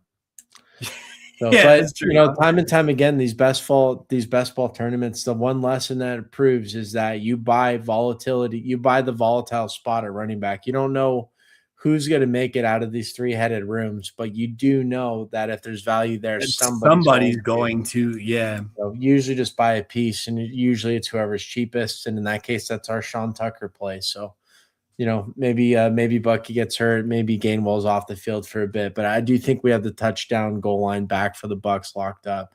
And a dude, like I said, he scored 40 points, not just last season in a random freak game, but also the season before he did that as well. When he gets the keys to the kingdom, Tucker usually delivers on a team we like. So it's Okay. been a few hours here. I'm gonna have to call it, Goo. I got a baby to get back to and some Westworld season 2 to watch. There you go. There you go. Yeah. Sounds like a full evening, brother. Yeah, it is. Friday night, and during paternity leave, every day has felt the same for the last week. Bro, what a world we're living in that we get paternity leave. Yeah, instead of just dropping the baby in the field and going right back to it. Yeah. Yeah. It's nice. It is nice. I mean, it's only for certain industries though. Let's be honest. It's not like servers are gonna get no maternity or paternity leave. No. Working 9 to 5. It's one of the only benefits to buying into corporate America is every once in a while they give you a day off. Barely getting by. It's all taken and no giving. That song is probably about being miserable working the 9 to 5, really. It is about making the best of your situation. So I'm going to tell you this, and I hope that you hear it right. If you have to make the best of something, it's not very good. If you have to make the best of something, it's not very good. Okay. Yeah. Well, the alternative is not great either. Yeah, that's true. Yeah. That's true too. I'll take my 9 to 5 pains. All these things can be true at the same time. Like it can all be true at the same time. There's room in the world for all of that nuance to exist. First world problems. Well, you'd like to think America's a first world, but yeah. It is. It definitely is. Is it? Not in the way I don't like the the world terminology first. Because I mean, we don't even have like socialized healthcare. Like, no, what kind of first world country makes each citizen pay twice for their health insurance? You know what I mean? Like the first world. The first world. The first world does that.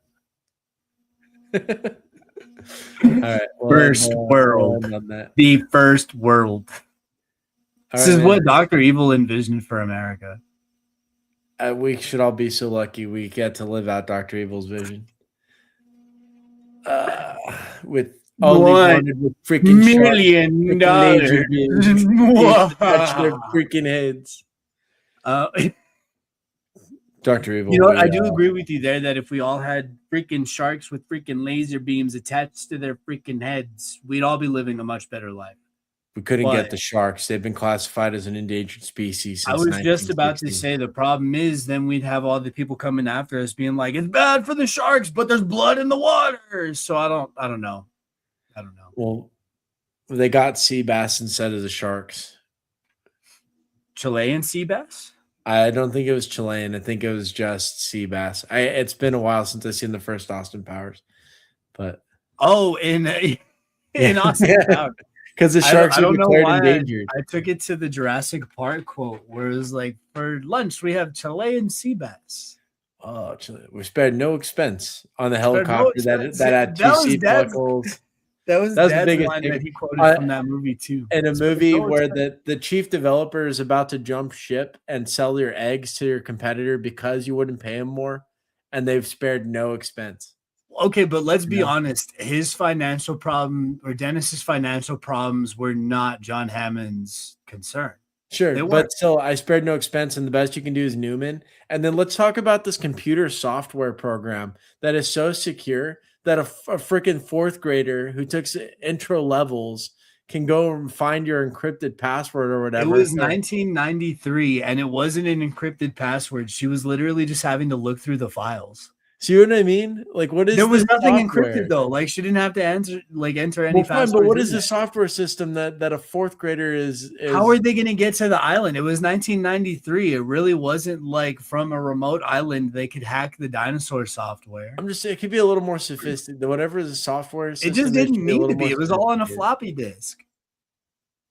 No, no, no. Come on. They could have done better. They It could have was done all on a better. floppy disk. There's no need for it to be super secure. It was like they can't take it. Like nobody can break into the island because we're on like a remote island in the Puerto Rican or Costa Rican, like offshore, I'm just whatever. saying, I don't think John Hammond really spared no expenses.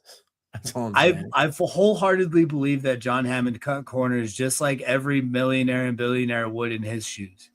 Yeah. But and of course he cut corners. He filled in the DNA sequences with like frog shit, Yeah, frog DNA. with amphibian DNA. Yeah, no, And that was whack. John Hammond definitely spared expenses. he definitely spared He definitely expense. spared expenses. Most notably in Dennis's contract. But that being said, Dennis clearly was a greedy son of a bitch because he even made what's his name, Dotson, at the beginning of the movie, made Dotson pay for his meal. Dotson. We got Dotson over here. Like he's being paid a regular, like probably a, what do they call it, a retainer from John Hammond, and he's still making this other dude pay for his pie. He's a good guy. Don't get cheap on me, Dotson. That was Hammond's mistake. We got Dotson. See, nobody cares. Speaking of dinosaurs, I've got a T-Rex here. Oh shit. Hey, don't scare our viewers. All right, that's a show. That's a wrap. All righty, guys, for the Rowdy Bros streaming pod, this has been Goo. That has been Troy. Rowdy out. Rowdy out. Rowdy out.